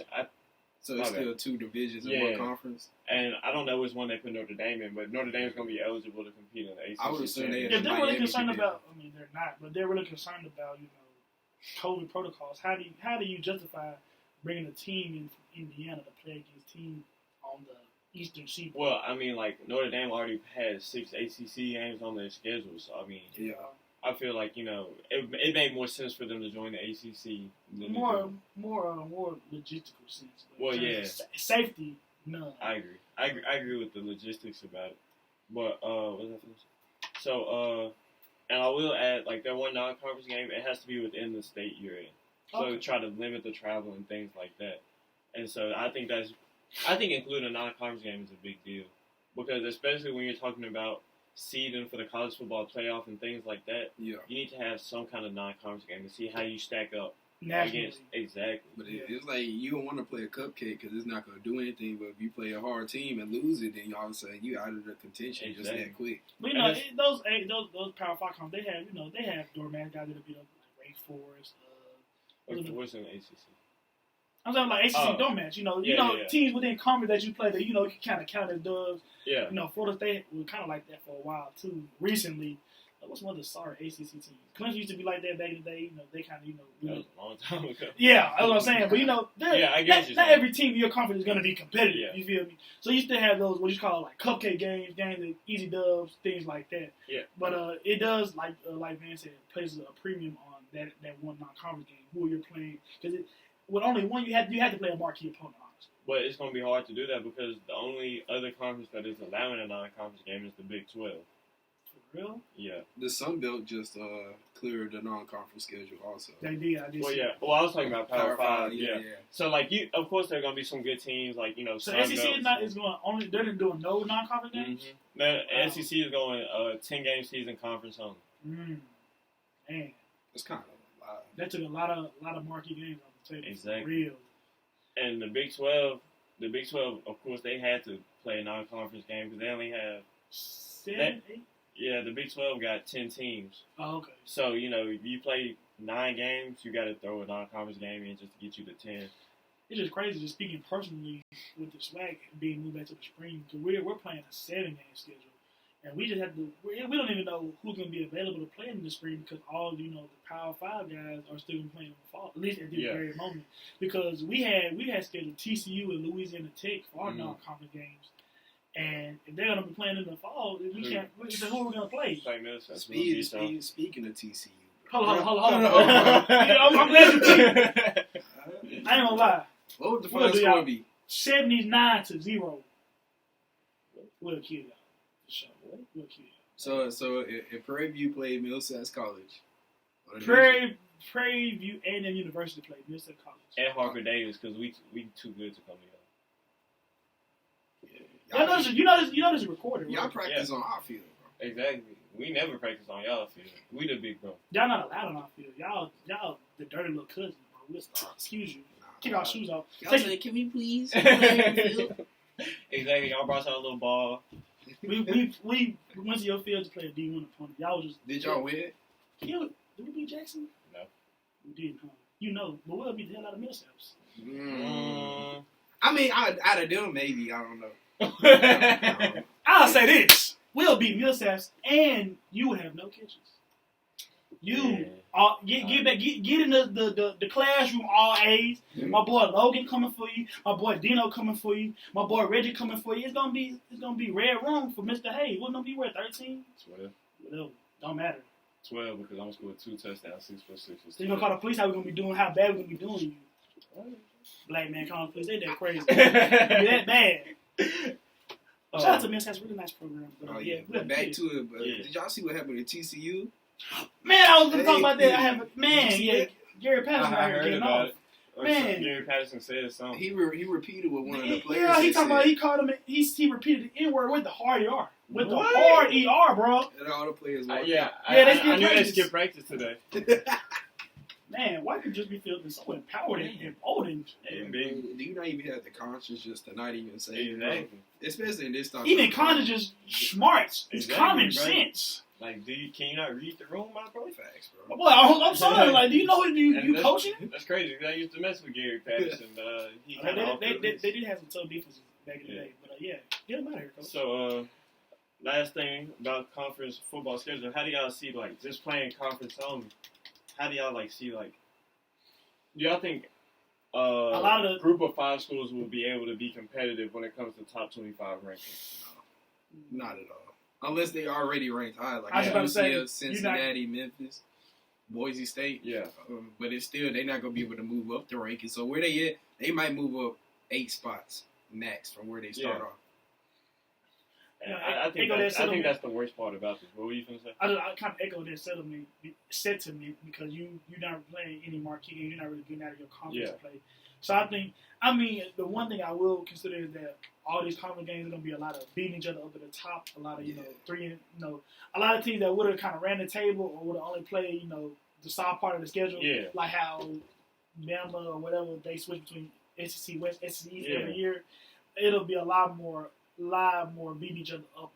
So I think that a team that'll run a group of 5 team that runs their conference like Appalachian State or Boise, they could potentially slide in there, get a little higher than they usually would because of all the conference games. But besides that, man, starting where you at.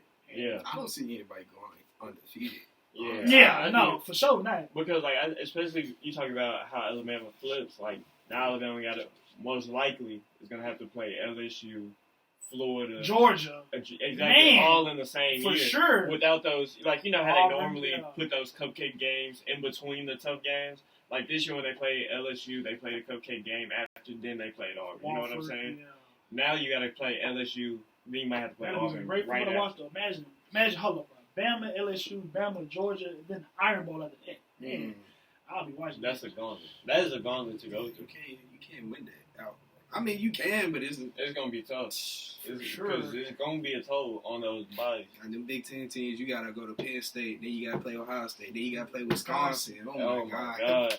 Hey, it's gonna be plenty of concussions. Like not even on no foul stuff, but that's hard hitting football. You know what I'm saying? That's some hand in dirt football for real, man. Wisconsin, Ohio, especially Iowa, they just produce just linemen. Man, tight end. Then you gotta play Iowa. Gotta go up there. So, Josh kind of hit on this point earlier, talking about NFL opt-outs. So far, 45 players have opted out. Deadline is Thursday at 4 p.m. Eastern Time, 3 Central Time. So, how do y'all feel, who do y'all think these opt-outs affect the most? The most? Yeah. Player themselves. Yeah.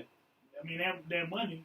But if enough guys, those teams, because we talked about last episode how 8 of the Patriots opted out. Exactly. I got key Patriots. Yeah. Those are my key guys. But I got a list of guys, starters that have opted out. Yeah. Eddie Goldman for the Bears, Star Lotulelei, Bengals, Jawan James, starting right tackle for the Broncos, Damian Williams, Super Bowl MVP, just opted out.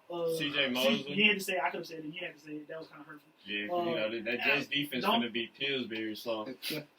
You done? 3-13. This is definitely Mark, Nick, and Van for Josh's episode. It got to be. Geronimo Allison for the Lions, Devin Funchess for the Packers, and the first guy to opt out was the Chiefs. Yeah, the star no guard. Laurent Duvernay-Tardif. But did y'all know he's a doctor? Yeah, he doing something in Canada, working at a hospital. So those are a lot of starters that leave gaping holes in those lineups for teams and coaches to replace. Yeah. So I think there'll be a lot. I think there will be some unexpected stars step up and fill those roles. But if enough guys opt out, what season can you really have? I mean, we all play football, so everywhere you play football, it's always next man up. Somebody get hurt, next man up. Yeah. But I feel like you can say that with a lot of these guys that have opted out because none of them are just none of them are NFL top 50 guys. You know what I'm saying? Yeah. What if somebody get off and playing your position, then they just gonna go ahead and release you? Exactly. I can see that happening. And so, also I want to ask y'all this: can y'all see any big name stars? I mean, OBJ was talking about it. He said the NFL should cancel the season. But he said that before he saw the facilities and all of that. And, you know, he playing, so I'm playing. Who's the most woke NFL stars y'all think? Like a star that I think could potentially opt out? Yeah. I think it's a guy like Sherman would opt out. Oh, I can see Educated that. some Norman. He's not a star. Josh Norman. He's not a Come star. on, bro. He's not a star. Bro, we shooting into 2020. Y'all think he's going to make the Hall of Fame? No. No, we had 3 good seasons in Carolina. That was it. He's not going to make the Hall of Fame. Josh Norman. Bro, I'm not gonna lie, bro. If Josh Norman makes it to the Hall of Fame, they're gonna play that video of Dez that Dez posted on Twitter in the background, bro. Sheesh. That's gonna show you that he's not Hall of Fame. Sheesh. Disrespect that man on his biggest day? Yeah, wow. Dez gonna do it. Do so. Hey, Dez gonna show up to the celebration just like this. Wow. We did it. I mean, it's not. I don't see anybody opting out at this. I mean, it still might. You still got what? Yeah, you got 2 days. 48 hours, a little bit over that. Okay, hold on. Josh Norman has made exactly 1 Pro Bowl. 1 All-Pro. That's it. He talked a good game then, but For sure. Oh, yeah. I thought he was cold. No. The way he talked, you think he cold no, the way he talked. I've been known he's not like he that. attended, Jordan Donald University, though. So. Man said Jordan Donald Oh, my gosh. Oh, okay, bro. So, yeah. But back to it, bro. Good try, man. Good try. I think this opt-out benefits a group of guys, though. I'm not gonna lie.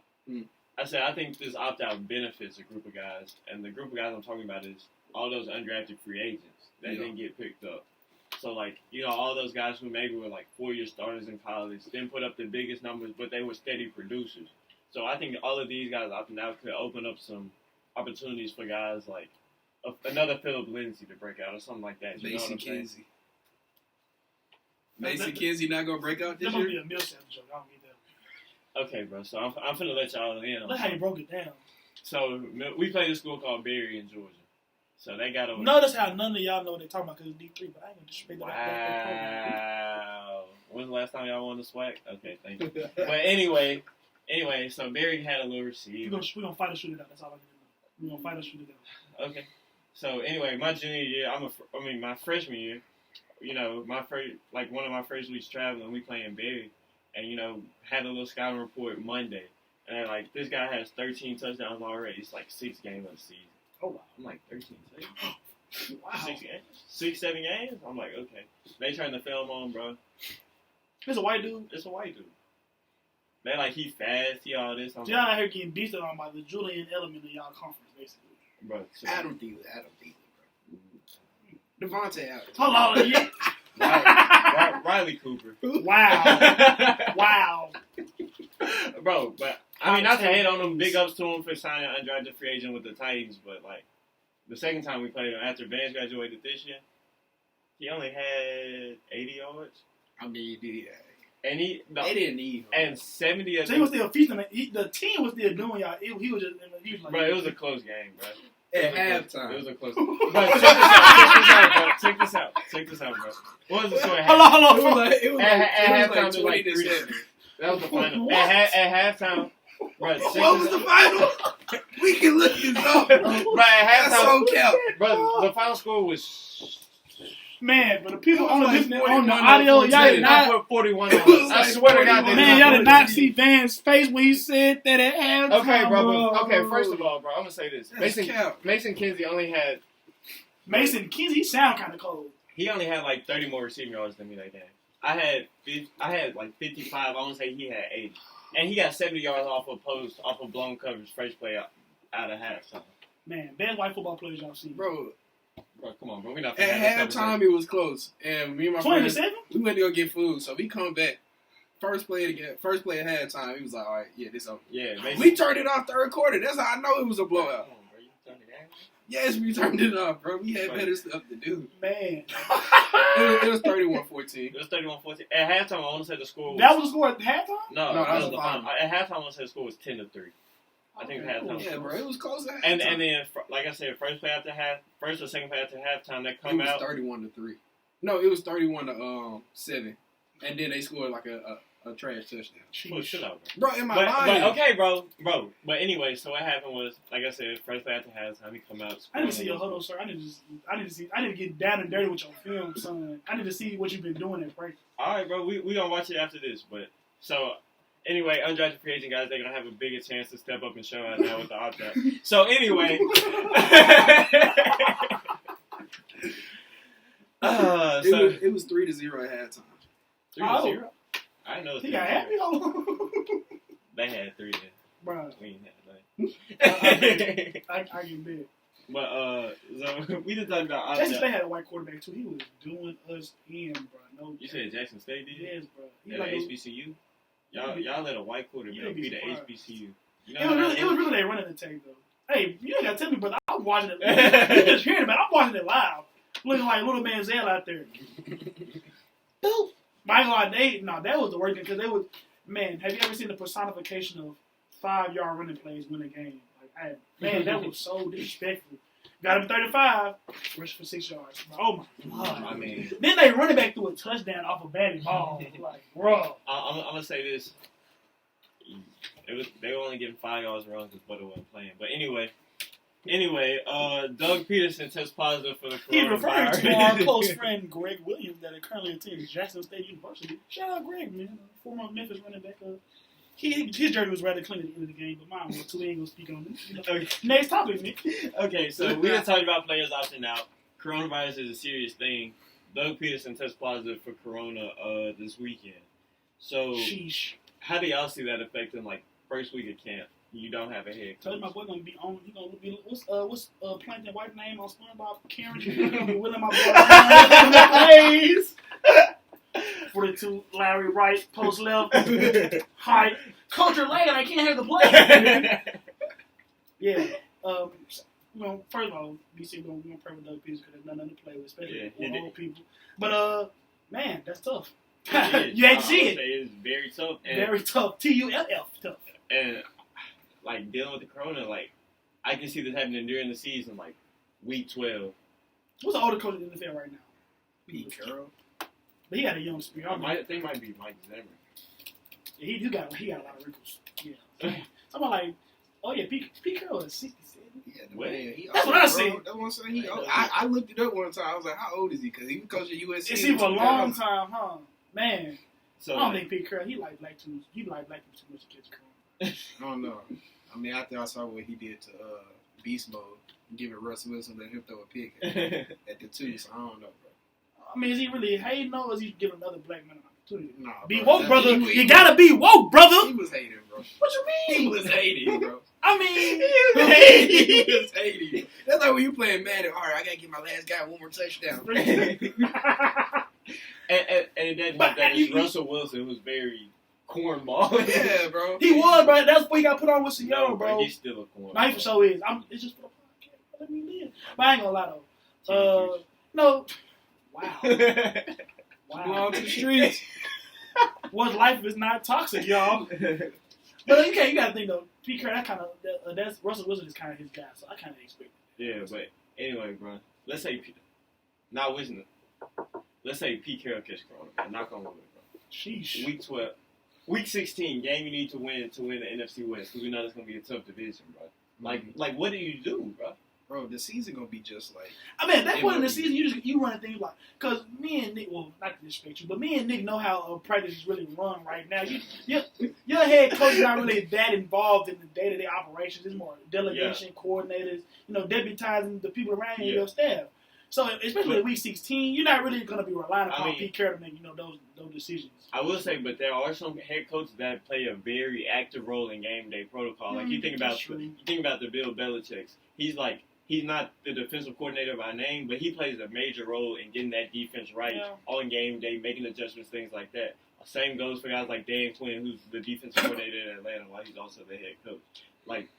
And not only talking about head coaches, coordinators can get the corona, things like that. It just produces a scary situation to me in terms of how are we going to play games when everybody is vulnerable to the virus. So what would be the difference between those coordinators are in the box versus guys you just wall them off in a room, make sure that they're as safe as possible, but just put them in a room and put them in a box and let them coach up there. That's how it usually goes anyways for, guys like passing game coordinator, defensive coordinator, guys that need to see the whole field to, evaluate and make adjustments, things like that. I mean, I don't want to see, a huge difference between that and, just, with all 22 film, all 22, copy of the game or whatever and just coaching it like that. Honestly, I think you're just gonna have to replace them or have somebody else take over their job. And I think you're just gonna need to have some kind of contingency plan because like. I can see what you're saying. If it's a home game, you know, you can probably work something out, like get them in an isolated area by themselves. But if it's a road game, ain't no way you can travel for that. You know what I'm saying? The only way this stuff gonna work is if you throw them in the bubble. Because you see how the MLB is. They not in the bubble. It's people literally getting it day by day by day. NBA getting 0 tests in the bubble. It's like you don't have to throw the NFL players in the bubble. Only thing about that is it's hard to throw that NFL bubble because there's so many players, so many more support, players, support staff, coaches, exactly. things like they're gonna have to like do something. They're gonna have to. It's gonna have to be multiple locations then, and then so throw 8 teams over here, 8 teams in Chicago, 8 teams in LA, 8 teams in Miami. Just have it like that. Then maybe rotate it around like after you play all the other 7 teams. Mm-hmm. That's the only way I can see it happen. I kind of like that. I kind of like that. The only thing I would say is probably having the places a little closer together just to reduce the amount of people that you're coming into contact with. That's a good idea, man. Man, all A's bands, right? Okay, and so one guy who's trying to get in the NFL bubble, Antonio Brown. Nick's father. I mean, they say I run routes like AB, but nobody's ever said that. Nobody. Nobody's ever said that. I seen him. Wow. I seen him play at White Station. My boy, he was crispy, but not AB. Popeye's crispy. Sheesh. Man. So anyway, I'm looking at some White Station highlights real quick. I'm sleeping.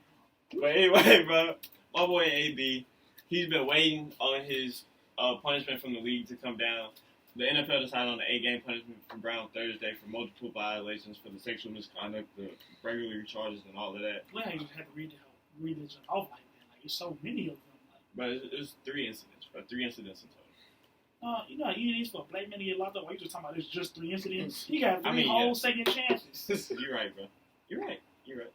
So, you know, we know these incidents. Hold on, I got to read the Nick Hayes stat article. Played in 4 games for the major. You know what's coming up? All SAA academic honor roll. Yes, sir. Man, come on, bro, chill out, bro. They call that boy all A's for a reason, bro. We don't do nothing bloody over here. All no B's, bro. Man. But anyway, the sexual misconduct charges, they ended his stint with the Patriots in the 2019 season, so he's been looking for a home ever since then. And so with this 8-game suspension official, he can participate in all preseason activities, but he won't be able to participate in any regular season activities, which is after September 5th. And so, but he would be eligible to return after 8 games. So, on the ACT? Bro, come on, bro. Bro, dude is a superhero. He had a 4-point season at White Station. Come on, bro. Come on. We talking about AB, bro.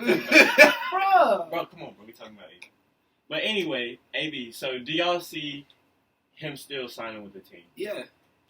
I would sign. If I'm a contender, I'm signing him. Right now? Yes. You signing him now, or are you waiting till the 8 games? It's not going to... Oh, so like after week 8, he can just play? Or you have to be on the roster and then... After week 8, he can just play.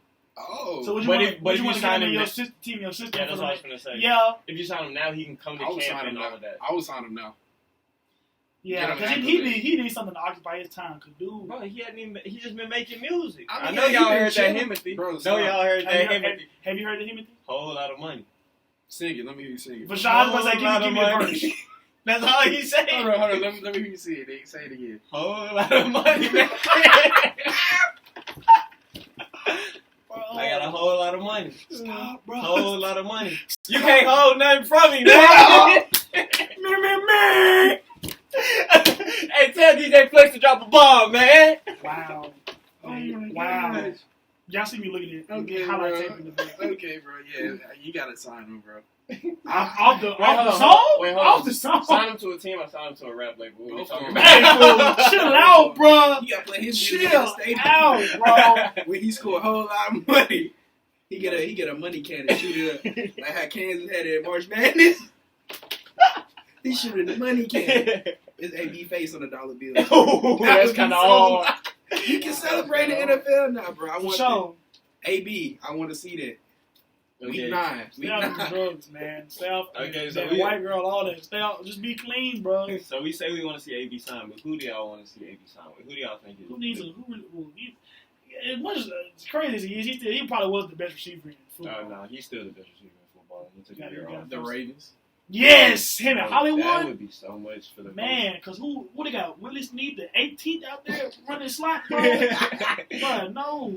Make a whole letter in his last. Whole game sign in his last name. But yeah, him and Hollywood, that could be a nice little dangerous combo. Titans could use. They not gonna sign him. AJ but Brown? they could use AJ and AB. AB times 2. Well, that marketing scheme would go crazy. But somebody hired me for that.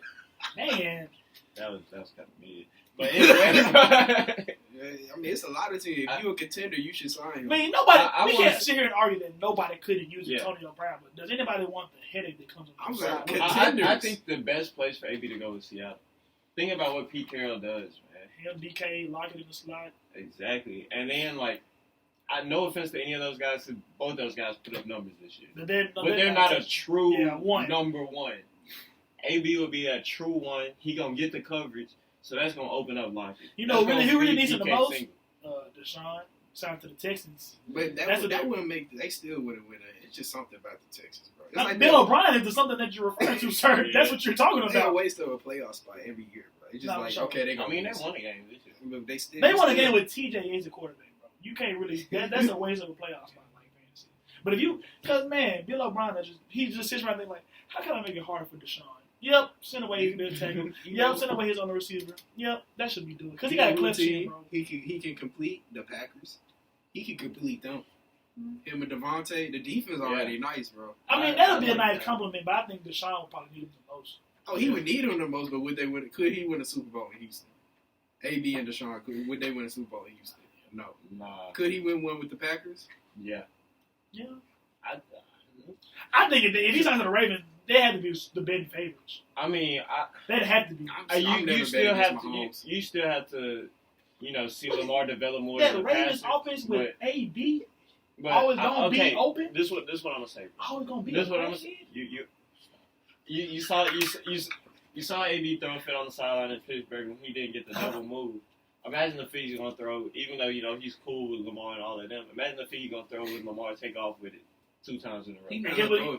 I'm saying because Lamar can probably score one of them 2 times. So he's gonna be like, it's gonna be one of them classics. Don't do that, do that. Good stuff, bro. Good stuff.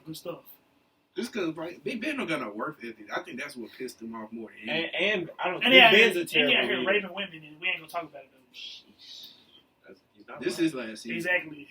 And he's fat now too. I'm so tired, man. Big Mac Ben. Oh my God. Big Mac Ben. Well, my last point about AB, man.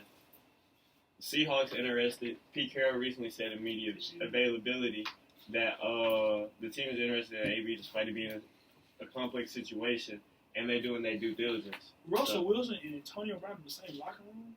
Man, add that to things I would like to see. Let me take this segue. All right, so we're with AB ranking the top 100. In the top... What? No, he freaked it. He freaked it. I can't lie. Wait, you mean like if he played last season? Yeah. Number 2. Chill out, fool. Chill out, bro. Hold up. Chill out. Hold up, bro. 2019, he was number 2. The top receiver is Mike Thomas. Over Mike Thomas? He just said NFL record. Come on, man. NFL record for receptions. Ooh. That's a lot of receptions. I caught the ball on slants and outs. And it ain't us voting, it's the players, bro. Would he rank higher than Mike Thomas at 5? No. Yes. No, he would not. Yes. All right, would he rank higher than DeAndre Hopkins at 8? Yes. I put him between 8 and 11 because people still disrespect Julio. But the players would too. So I would say... Bro, like I said, 2019... I mean, Mike Thomas going to have the game because he's literally said he broke Marvin Harris's record. So they're going to put him the first receiver. So Julio at 11. Who was the next one? Tyreek at 22. Who was 8 though? I got it. That was D-Hop. D-Hop was 8. You think AB better? Yes. I mean, he wouldn't be. Bro, like I said, 2019 in the NFL top 100. Because D-Hop didn't even have no real quarterback. He had to do it. He only dropped one ball all season. You said he had no real quarterback. I'm tripping. I'm thinking about Matt Shaw. My bad, bro. We about to kill you. Sheesh. Red rum over Josh. Man. I'm just saying, bro. If I don't come to the next episode, y'all know why, bro. You see what dude said on camera, bro. The 2019 season when AB was number 2 on the top 100, AB had 1,297 yards and 15 touchdowns. Who would he have been playing for in 2020? If he stayed with New England, he would have put up numbers. I would have, for sure. So I don't know. They had Adam and AB. That's them two slots. He scored again in the one game he played. Exactly. He played limited snaps. Exactly.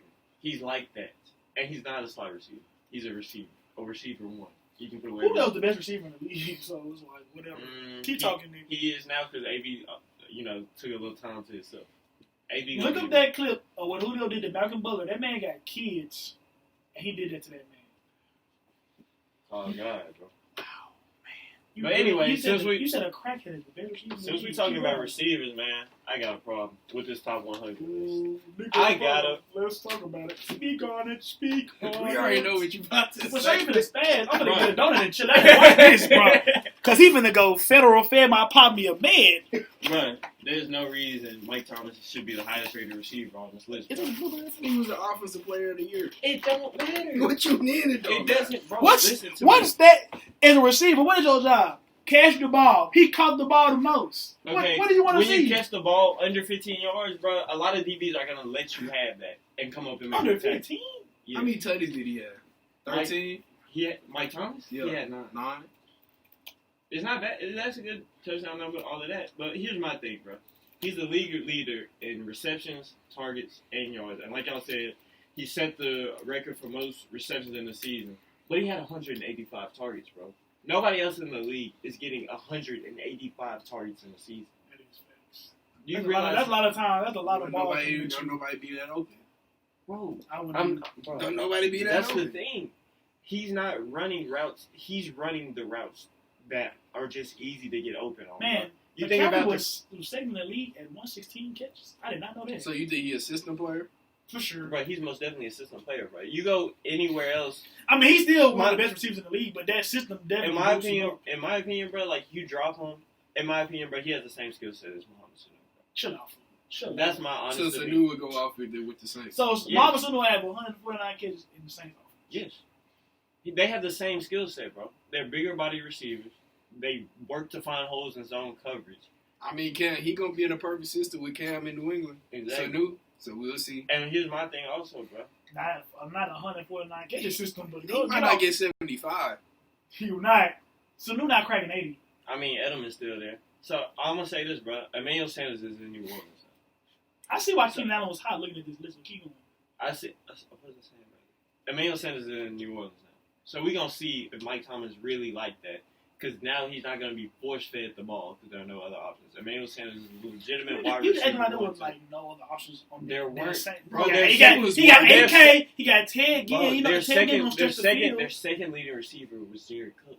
Bro, it was working. Not a receiver, Jared Cook. It's a system that's working. A security blanket, bro. You talk about all these short. Bro, he had 700 or 800 yards, bro. From 1,700 to 800, bro. Mike Thomas had a whole 1,000 yards more than their second leading receiver, bro. That shows me that he schemed open. I mean, schemed, or was he just getting open? I think he was getting open. They played New England, huh? He still got hit. No, they didn't play New England. They didn't play New England last season? If they play New England, Stephon Gilmore would put him on clamps. I don't think so. Me neither. But hey, clamps. This is your soapbox. And I'm going to also say this, bro. A lot of his routes just come off timing, bro. Timing. I'm gonna run this little quick out. Drew Brees gonna get it there before the DB really gets there. You know what I'm saying? You might well ask coach to force feed you next season like that, bro. Oh, I will. But hey, you might as well. You see it work for the Saints. So who's your best receiver that played? My best receiver is Julio Jones. There's no reason he shouldn't be in the top 10. For sure. Bro, I want to throw this. I want to throw this out. Oh, that's something sensible. Julio was at number 11, bro. He had 99 receptions for 1,394 yards, bro. So you telling me Mike Thomas had a whole 50 more catches than Julio? He only had 400 more yards. That's a problem. That's a problem. Thanks. And Julio only got 157 targets. That's second in the league, but that's not 185 targets. You know what I'm saying? They teams are so similar, though. And for the Saints and the Falcons? Yeah. I think they was pretty similar. In terms of what? I mean, the only difference is O-line. That's the only difference. That's the big difference. I would say that. System. Running backs. The system about the same. No, it's Devontae Freeman. Evan Turner. Cabrera kind of booty last year. Don't do that. Well, I mean, he was, but he was still a lot better than Devontae Freeman. A lot. I mean, Ryan Ramczyk, one of the best tackles. Who does Atlanta have blocking? Alex Mack could probably have us on line in the center. And they got they just drafted. Man, who's that lineman they just drafted? Jake Matthews. The Saints just got an old lineman too. They drafted Cesar Ruiz, I think. Yeah. Dude, like a goon, so he might be alright. But anyway, this is where I'm basing my argument: Julio versus Mike Thomas. Stats don't lie. You're right. Stats don't lie. I'm glad you said that. Passes 15 plus yards down the field. Don't lie either though. Okay. Anyway, passes. Okay, give Julio Drew Brees, see what happens. He'll have 250 catches. So put Julio in New Orleans, he would have better stats than Mike Thomas. For sure. Way better. For sure. Julio is a complete package receiver. He wouldn't have more. He might have more yards. He would definitely have more yards because he can stretch the field. Mike Thomas can't. So now we know this. Julio had almost 1,400 yards people already. People be ranking Matt Ryan in the top 10 quarterbacks. Bro, crackheads, people that don't know football, yeah. Matt Ryan is definitely a top 10 quarterback. No, he's not. He led the league in passing yards last year. Maybe in 2015 he was. But okay, hold on, bro. He a glorified Ryan Tannehill, bro. Let me get to this point. That's a compliment too. Let me get to this point. At this point, 15 yards on passes, 15 plus yards down the field. So all your intermediate and deep routes. Mike Thomas had 31 targets. That's 25th in the league. Jeez, He had 22 receptions. That's third in the league. And I'm gonna say this: a lot of his 15 plus yard catches, those are crossing routes. Everybody knows you run a crossing route, you most likely gonna win that joint because it's just a hard route to cover. And that's also part of the scheme. You know what I'm saying? I was about to say that Sean Payton has been running that the Oilers offense for a minute. I don't know who was the OC for the Falcons. I think it's Dirk Cutter now. Dirk Cutter. Who had Kirk? He was running what? Washington with Kirk Cousins. Come on, bro. Dirk Cutter wasn't even the OC for the Washington football team. He was the old head coach for the Bucks. Oh yeah, with Jameis. Yeah. Oh yeah, the guy that was throwing 30 picks and couldn't see. That's a lot better. No, whoa. He wasn't there when he threw 30 for 30. He was there. So where was Dirk? What offense had Dirk Cutter been to him of? Matt Ryan not even better than the last season the Falcons had a good offense. Before the Falcons. Exactly. Your silence speaks volumes. But, so put Julio in Sean Payton's system, and it'll be illegal. They'll outlaw that man. Okay, but they still would lose to the Vikings. Y'all are missing the point. Bro. I haven't even made my point yet. 31 targets, 25th in the league.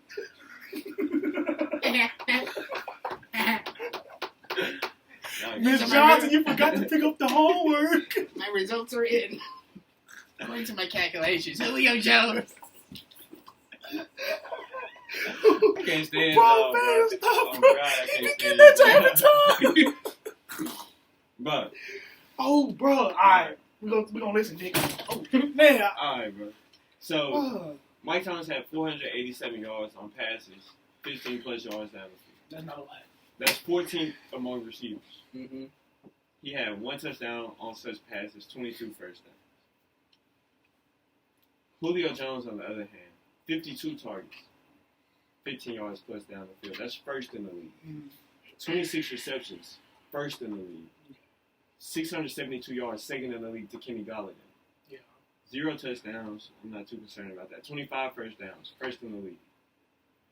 Julio Jones is a better receiver because he can attack all 3 levels of the field. Better than Mike Thomas. Exactly. Mike Thomas you play Mike Thomas, you know the guard, the curls, the outs. D's, crosses, exactly. Auto intermediate throws. So if you take Mike Thomas away, just like man him up, you really could double team with the Saints still had the same record. But I think the point that niggas, he really just kind of more running away from DBs and just getting open, whereas Julio is going to win it individually. Exactly. Like if I get here's how I think about best receivers, bro. Man coverage, 1-on-1 from the 10. I need a touchdown. Who's gonna win that ball? Mike Thomas. I seen Julio. Julio really just got to run. Mike Thomas he had to run a dig. He might be open on. Bro, Julio. Sometimes the game be on the Here's line. the thing. They be D'ing them up. Mike Thomas has to run around to get open. Julio is open whether at any point on the field because he's gonna jump higher, run faster, and he's gonna run a crispier route. Exactly. I seen the game be on the line and he's being clamped up. I go when what Julio? I've seen games be on the line. You throw it to the end zone. And I'm not gonna lie. I remember that game they played the Panthers 2017. I know Lattimore Lattimore had a real quiet for the first half when they played the Saints one time. But man, ain't gonna lie, bro. But you for my money, give me Julio over any receiver in the league. And just for this past season, bro. Just based off. Bro, just because he has a lot of catches, of course you're gonna have a lot of yards. It produced wins though. That system produces wins, and he's just a part of it. That's what I was gonna say. Are those wins? Do you contribute those wins to Mike Thomas, or do you contribute those wins to Drew Brees? Cause I think y'all still underrating the weapons that Drew Brees has in offense. Jared Cook, Ted Ginn still at his age is going to be one of the fastest guys. I'm not concerned. Ted Ginn is 100 receiving yards. But he's there to take these on streaks, host, take the top off the defense for what? Mike Thomas. What did Kamara rank on the list? Like 42. He was in the 40s, I believe. That's too high. Yeah. But anyway, bro, that's For my big year, thing. you know. That's my big thing with this top 100 is I just don't like people considering Mike Thomas the best receiver in the league. Well, now that you stop crying, I have a couple of... I'm not crying. I I just provided y'all straight facts on why Mike Thomas. You ain't went that hard if it wasn't homework in the minute, bro. I'm proud of you. I'm proud of you, bro. Right. More, logistical things. What we're talking about. Yeah, Pat Mahomes, man. Well, actually, before you do that, bro, can we talk about snubs? Let's talk about snubs. Kenny Galladay, leading receiver, 9 on the list. Hey, leading receiver in terms of touchdowns. I agree. He had 11 receiving touchdowns last year. Wentz. With Carson Blau as his quarterback. With David Blau as his Blau, quarterback. yeah. I mean, he was nice, though. David Blau? What? Did you not watch that Thanksgiving Day game? He's solid. Bro, Do you know what? undrafted If David Blau walked He down came the street, from would you Florida, recognize him? No. Exactly. You said he came from Florida? No, Did he not come from No. Florida? He went to Purdue. I was about to say. Oh, the other dude, the other backup for Detroit. You proving our point. Bro, David Blau is... Wentz. You say he came from Purdue? Yes. Wentz? Booty. He What? got to play some games, bro. He Bro, better than Ryan Tannehill. He played all regular season games. He got hurt in the playoffs. Then you can't knock him for getting a concussion in the playoffs. Yeah, bro. This, He's I never want to won say a playoff game. I want to say the NFL Top 100 is based on the regular season. Though I want to say it is. And so regular season, bro. You look at it. He completed 64% of his passes, over 4,000 yards, 27 touchdowns, 93.1 QBR, bro. You can't sit up here and tell me that he's not a better quarterback than Josh Allen. If it's based off regular season, McCaffrey should be higher. Then he's already, 5? What the hell? 66. How did over who? I mean, he had a better season than Aaron Donald. Huh? What? He did. My boy. Aaron Donald, don't get me wrong, he top 3 player. Best player in his position, but just in terms of what happened last season, he was getting double team. His stats did. Triple team? Yeah, his stats didn't show. And an interior D-line. And plus, I want to throw this out here, too. This is voted on by the players. So I have more respect for this list than one that's voted on by the media. Media members or and things like that. fans, whatever. So these are players who are lining up against these guys each and every down and saying, hey, we played Aaron Donald. We had a triple team in every game. So his stats don't show it, but we know what we had to do to prepare for him to make sure his stats Khalil show. Mack stood 19th with only 8 sacks. I don't have a problem with the top 10. The only one I might throw Bosa in. I don't think that you can have Mahomes for you got as much as I love Lamar, I think you have to put him first. As I know Lamar was unanimous MVP. Yeah. When it comes down to it, Super Bowl MVP.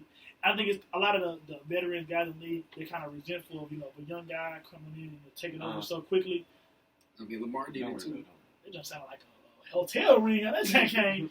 But man, I just don't think that you can rank Mahomes. At least you got to at least switch him and Russell Wilson together. I mean, switch them out. I don't think so. I agree with Russell Wilson being over Patrick Mahomes because this is just this season, bro. Like the way I see it, bro. This season he won the Super Bowl, bro. Like, but I want to say this is based solely on the regular season. Season. Exactly. He missed 2 games. I'm not too concerned about that. But Russell Wilson arguably had the best year of his career this past season. 67% of his completed 66% of his passes, second in his career. 4,100 yards, second in his career. One of the worst O-lines in the league. Exactly, bro. 106.3 QBR, bro. And he led an NFL high fourth quarter comebacks with 4 and 5 game-winning drives. Both those led the league, bro. Like, this guy is a ball player. Like, he does what he's supposed to do, you know what I'm saying? Yeah, I can understand that. Some more, questionable things on the list. I know Keenan Allen has... Yeah, I'll give you one.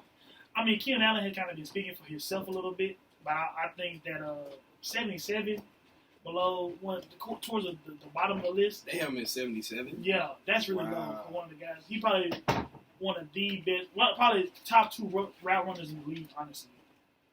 I mean, was his stats different though? I was looking at him right now. I think he was top 5 in receiving or receptions, one of the 2. You talking about Keenan Allen? Yeah. What was his? How many catches? I think he caught 100 balls this year. I think, and he's one of the. I mean, I know you don't like the term slot versus boundary, but he's probably one of the best slots in the league. And I don't think you can put him over Chris Godwin. I like a lot of Chris Godwin. Godwin was like, I like him. I like him. Godwin was top 3 in receiving yards. Yeah, he was my fantasy. But he plays a lot of Mike Evans, though, honestly. Kenny Allen doesn't have really. You think so? I mean, look, okay. When you're a DC playing against the Bucks, who you focus more on, Mike Evans or Chris Godwin? I mean, because this guy was second or third year in the league, second, and he just boomed. You know what I'm saying? So Kenny Allen had 104 for almost 1,199 yards. My thing is, exactly. If Chris Godwin was playing off of Mike Evans, he would have been doing this. Ever since he got in the league, because even in these past 3 years, they haven't had like a solid number 2. You know what I'm saying? Who was really getting off because of Mike Evans, Tampa Bay. They had Deshaun, DJ. Yeah, but I don't even think he went over 1,000. I don't think he ever went over. I don't think he was. I mean, yeah. I guess that's your point. Yeah. And so basically, he's been working on his game since he got to the league, got in that offense, and now he's exploded.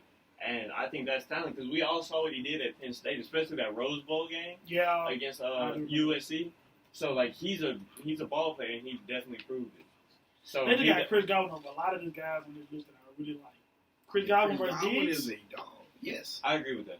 Sheesh. Chris Godwin over Devontae Adams. Yes. Man, that's Devontae missed I want to say 5 games. Yeah. We gotta think about it. That's a number 2 receiver versus unquestionable number 1. Yeah. Teams are going into that week game planning. Okay, how do we handle Mike Evans and Chris Godwin? When you play the Packers, you're saying that's the only person you have to stop. Devontae Adams. When you play the Chargers, you got to stop that running back game too. I mean, in terms of the pass game though, you have to stop Devontae Adams. You're putting your I just looked at 38. Chris over Odell, even on the down season though. But even Odell got Jarvis Landry working off him. But man, they put Chris Godwin really high over a lot of guys that I really like. So, and I'm not gonna lie, the biggest problem I have in terms of Chris Godwin is him being over Coop. Mari? Yeah, because Coop I think if he was the number 1 in Dallas, Godwin, I think the stats would be similar. Coop and Godwin. I think the stats would be similar. You don't think so? I think it would be similar. You know what? I don't have a problem with it because I can see Chris Godwin becoming a number 1 receiver. Everybody's just gonna say he isn't because he's playing with Mike Evans, who's putting up numbers similar to Randy Moss. Did Kyler make the list? Yeah, he's at 90. Wow. And that's why I think that goes back to why I think Carson Wentz should be on the list. You gotta have 100 guys on there. You think Wentz is better than Kyler? You can look at it and you can see that Wentz is better. Man, no, you can't do that. Bro, look, you can't do that. We just gonna look at the teams. Can't do that. I mean, he played. Bro, Carson Wentz was throwing touchdown passes to Greg Ward this season. Yeah, Greg Ward, nice. Chill out. He was a college quarterback. Chill out, he's nice. He's good. I agree with that. He's so mean. But think about it. Greg Ward never would have played had Alshon Jeffrey and Deshaun Jackson got put on the sideline. All right, who was the second best receiver for the Cardinals? Danny Isabella or whatever? Is that even his name? What? Christian Kirk. Mid. Christian Kirk is not mid. He didn't make did he make the top 100 list? No. Did Fitz even make it? Fitz did make it. Sure. Where he at, 90s? Let's look it up. I don't think Fitz made it. I never saw I remember watching his video, so I know he made it. Oh, he did. He's 69, I'm sure. I feel like a lot of these guys are respect as I feel like Fitzgerald was a respect legacy picks. Exactly. Because I don't think he went over 1,000 though. You know what I'm saying? Yeah. Because you got a guy like Kenny Golladay, NFL leader in reception touchdowns. He's not. Can't get on this. Exactly. I had Godwin and Golladay. They got me to the championship game. Fantasy. And also, you know what, bro? We talked about Carson Wentz. Matt Ryan should have been on this list. Bro, he's the NFL. He was the league leader. If you had a draft, Matt Ryan would be in the top 100. If you had a draft like a fantasy draft, he'd be in the top 100. Most definitely, I'm picking Matt Ryan. A bad O line, a very, very bad running game. Let's start from 100 to going up. So you would take Matt Ryan over Kyler Murray. I like how you think of it. So I'm gonna put Yes. I'm gonna work off you. Okay, so now from 79. I mean, you got Josh Allen, so I think him over Josh Allen. Chill out. Matt Ryan. Give me Josh Allen. Bro, Josh Allen completes below 60% of his passes. Josh Allen to start your franchise with, I still take Josh Allen. I mean, of course, I don't even like Josh Allen. I'm not factoring age into this at all. Okay, I'm just talking about quarterback. I'll take Matt Ryan over Tannehill. For sure. I'll take him over Tannehill. But I wouldn't take him over them other QBs. Or Kirk Cousins. Kirk Cousins is just so mid to me. Bro, stop. He deserves to be on the list. Don't get me wrong. He better than Matt Ryan. Yeah. He's better than Matt Ryan. Sure, he won a playoff game against the Saints, but For he sure, just, exactly. He just doesn't show up in big games. He took the Washington football team to the playoffs, bro. Matt Ryan made history losing, bro. Made history. Wait, hold losing. on, bro. I don't think you can put that whole thing on Matt Ryan. He's the quarterback. He's the quarterback. He put him on some audibles, bro. He's the quarterback of that team. Got to take all the credit. Got to take all the blame too. What about that defense that gave up 25 points? Guess what? We don't know anybody. I mean, it was a lot of 3 and outs, my guy. For sure. It was a lot of 3 and outs. It was also all you gotta do is maintain the drive, bro. Well, we're getting off topic, bro. All right, bro. But whatever. You know, we talked about quarterbacks, bro. Matt Ryan should have been on here because he's, like I said, league leader in passing yards. But I want to see how y'all feel about the top 5 quarterbacks. Okay. In terms of I don't the think NFL. you can put Garoppolo on this list. I don't like that. I mean, not in the he's not places in the that. top 5. He's not in the top 5. Okay. Anyway. Continue. I just don't like. I think that we talk about system players like Mike Thomas. I think that system is really favorable to him in terms of like running game, play action, having a great line of protection. Yeah. So you can say the same thing for Brady in the past 10 years. I was about to say though, I will say that's consistent. Garoppolo deserves to be on this list because I want to say it was 2 games he had over 300 passing yards, and you can't chalk all of that up to play action, all of that kind of stuff. He's the guy. He did. Him and Drew Brees did get in the shootout. Exactly. I remember that game. And that was a good game because he can still sit in the pocket and cover up a defense. You got to realize who he learned under for his first 2-3 years in the league. He's a Brady baby.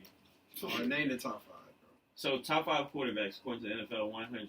Lamar Jackson is 1. Russell Wilson comes in at number 2. Pat Mahomes checks in at number 4.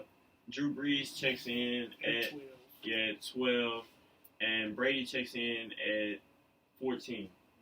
And I'm gonna tell you what I got a problem with. I got a problem with Brady as the best quarterback. I have a serious problem with it because all of his struggles last year cannot be chalked up to the his poor supporting cast. No, he for sure slipping. So who you sliding his spot? Deshaun? Either Rodgers or Watson. And to be honest, I like Deshaun right now. Both Aaron Rodgers got a crazy arm talent still, though. Exactly. If you drafted for one season, who would you take? Aaron Rodgers or Deshaun Watson? You drafted for one season. Aaron Rodgers, he got that experience. He got a ring, bro.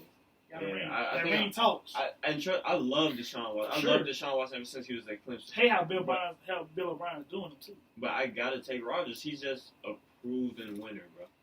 And even in that playoff game against San Francisco, like they talk about how the offense was stagnant and things like that. Rodgers still made some throws that I was just like, yeah, he still got it. You know what I'm saying? He got the best arm in the league. And then it really came down to that last drive. He ended up throwing a pick to Richard Sherman, but it was like a desperation heave.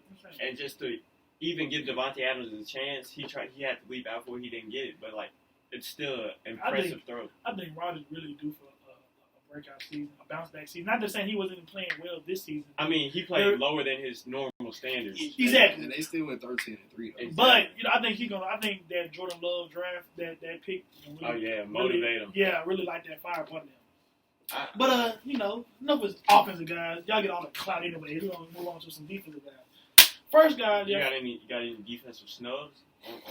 I looked at it real close. They got Grady Jarrett at 91. Thank you for my segue. That's really low for a guy that was kind of the heart and soul of that Atlanta defense. Yeah. Very poor Atlanta defense. But he's taking on. People don't realize how much of impact an interior D lineman can make to start your play. Because, especially when they can pass rush. Exactly, because think about it. Any football play starts with what? Center. Yeah. And you're starting 1 take, 3 take is lined over that center, and he consistently making plays. It's gonna be hell for your guy to get that ball off and to get your offense even started. So Grady Jarrett, that's really low. Something I really don't appreciate. Moving from the bottom of the list to the top of the list. Man, Chandler Jones at 15. He's been arguably the best pass. Him or Aaron Donald, whoever you want to take, the best pass rusher in the league for 4 seasons now. Going back, we played in New England. He has 96 sacks in 8 seasons.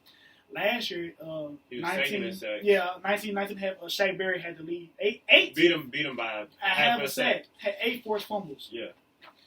I know plays Arizona. I know they're not going to win a lot. But, man, Treylon Jones has been consistently producing. My thing is, can you really put him over any of the guys above him? That's a good. I mean, because like you think about the guys above him, it's Bobby quarterbacks, receivers. The only three defensive players above him is Bobby Wagner, Stephon Gilmore, Defensive Player of the Year, and Aaron Donald. So I mean, I see your argument. I just think that the way that football played now, you have to have the best pass rusher in the game in the top 10. Just the way that the semantics. And I mean, you can see that. You can see the top defensive players is a common thing. Like, they're fit for today's game. You talk about pass rusher, Aaron Donald, number 3 on the list. He's a guy who can, control anything along that offensive line. He can dominate your run game, shut down your pass game just by. I think that Nick Bosa came in as a rookie, really made a big impact on that. I know you kind of said it a little earlier, Van. Mm-hmm. That on that 49ers team, he kind of was what you would call like the missing piece. That pass rush presence that Armstead and those guys inside really wasn't providing. So he kind of took that San Francisco defense and just brought it to another level. I mean, he was that edge. I don't think that put him in the top 10 would have been too disrespectful. Going down the list, I don't really see any really big misses. Man, I think Von Miller's way too high for the season that he had last year. I like T.J. Watt. Bud Dupree should have been on the list somewhere. I really like. So you calling him a snub? Why you think he's a snub? I mean, he made a lot of big plays. I think he the disruption in a lot of the passes that he did kind of helped T.J. Watt, who 25th on the list, and those two boogieing guys, those guys that can get pressure off the edge. They kind of powered that Steelers defense that had some homework to do at quarterback. So I really think that what's called should have been on there, Dupree. I had one defensive snub. A guy that didn't make the list is Anthony Harris, the safety for the Vikings. Ooh, I feel like he definitely should have been on the list. He had a big breakout year this year. He only played 14 games, but he had 60 tackles, 6 interceptions, 11 passes defended, with 44.2 QBR when targeted. Like, that's the kind of production you want out of a safety, a guy who's going to shore up that back end. And, like, you just compare him to the other safeties on the list. Sure, he's not as dynamic in the run game in terms of being an in-the-box safety, but he most definitely makes his presence felt in that back end. Him and Harrison Smith are just, like, one of the top safety duos in the league in terms of shutting everything down that the offense is trying to do. Mm-hmm. Okay, well, I got two players that got snubbed. They both safeties. I think they top 5 safeties. First one is Kevin Byard. That was okay. I was in the trenches, but I did think that last layer of that Titan defense, I think he should have been on the list. Yeah, he definitely top 100. Then the next was Eddie Jackson, safety for the Bears. Mm-hmm. Mr. Pick 6, that's all he does. Yeah. What he had, 3 or 4 last year? Yeah, it's just like them two got snubbed. I think they both top 5 safeties in the game. Really just those two. I'm sure it's a backer that I'm not paying attention to. I was kind of thinking about backers. I thought about Jamie Collins for a minute, just how versatile he was in that Patriots defense in terms of rushing the passer, playing the pass in terms of creating interceptions, just being a tackling machine. He was the Patriots' leading tackler last year. I think Justin Simmons is a guy that in the book they helped carry that Big Fangio Broncos defense. Yeah. I didn't watch a lot of Broncos football, but he kind of when I did watch, he was flying all over the field, making plays, covering guys in the slot, coming down, hitting. So I think that was somebody that could have. Somebody that could have made it in the top 100. And then one of them Cowboys backers made it either. I mean, James one of them made it. Oh, did he? Yeah. Okay. I want to say in the 60s. You want to know who's going to pop up in the top 50 next season? Jayon Brown from the Tennessee Titans. He's a tackling machine. I like that. Delaney Walker, he retired though, didn't he? He a free agent. The Patriots talking about getting him. He's nice. He just get hurt so every year. Yeah. DeMarcus Lawrence.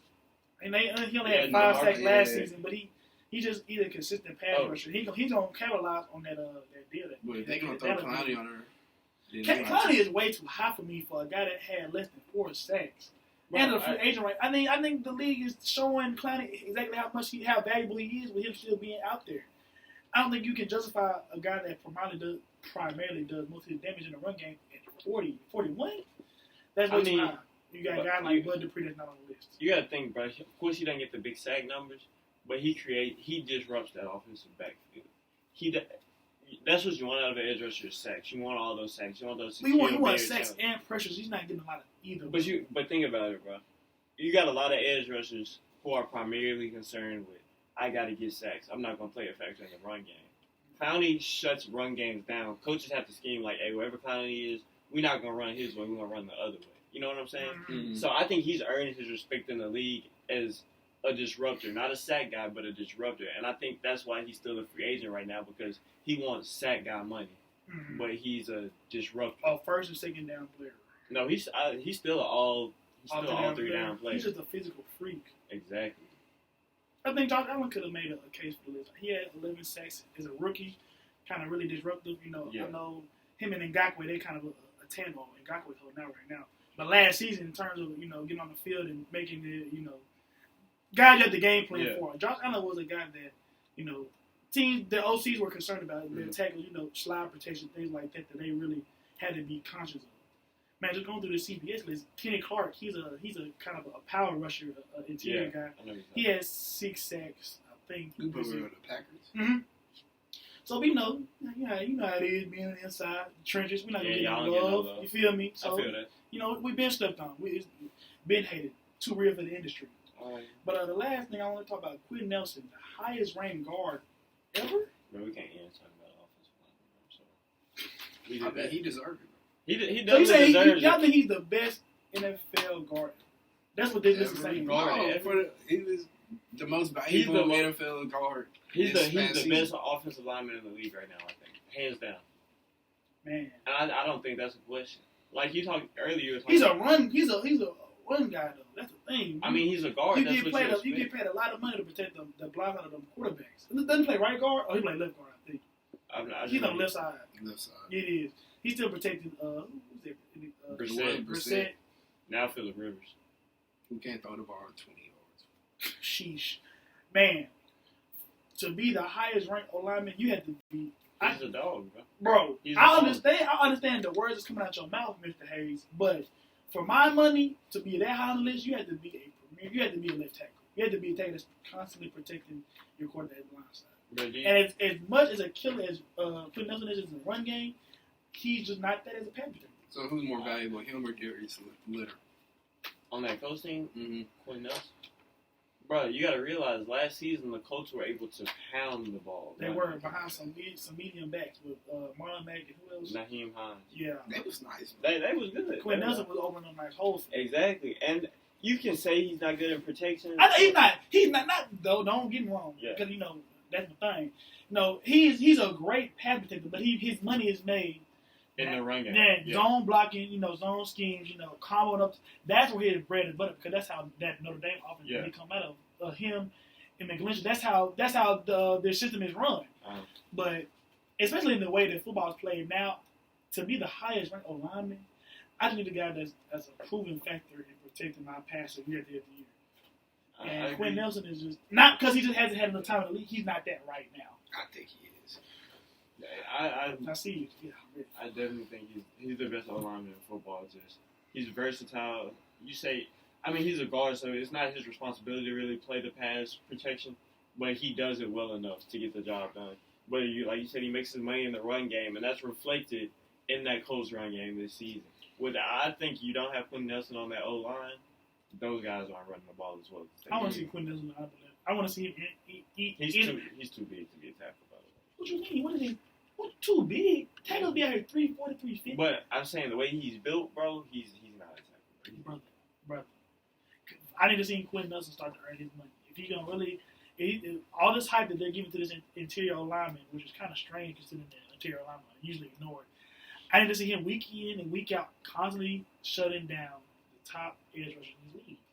Until I see that, hey, it is what it is for me. But I love him. He's a dog. He plays nasty. Like the echo of the whistle, which is one of the things that a lot of linemen say they do, but really don't. So he's a run grader. So he's one of the best. He's one of the top 50 players in the league. But to be 29, the upper echelon, the top 98% of the league. But even 29 isn't that high on the list, bro.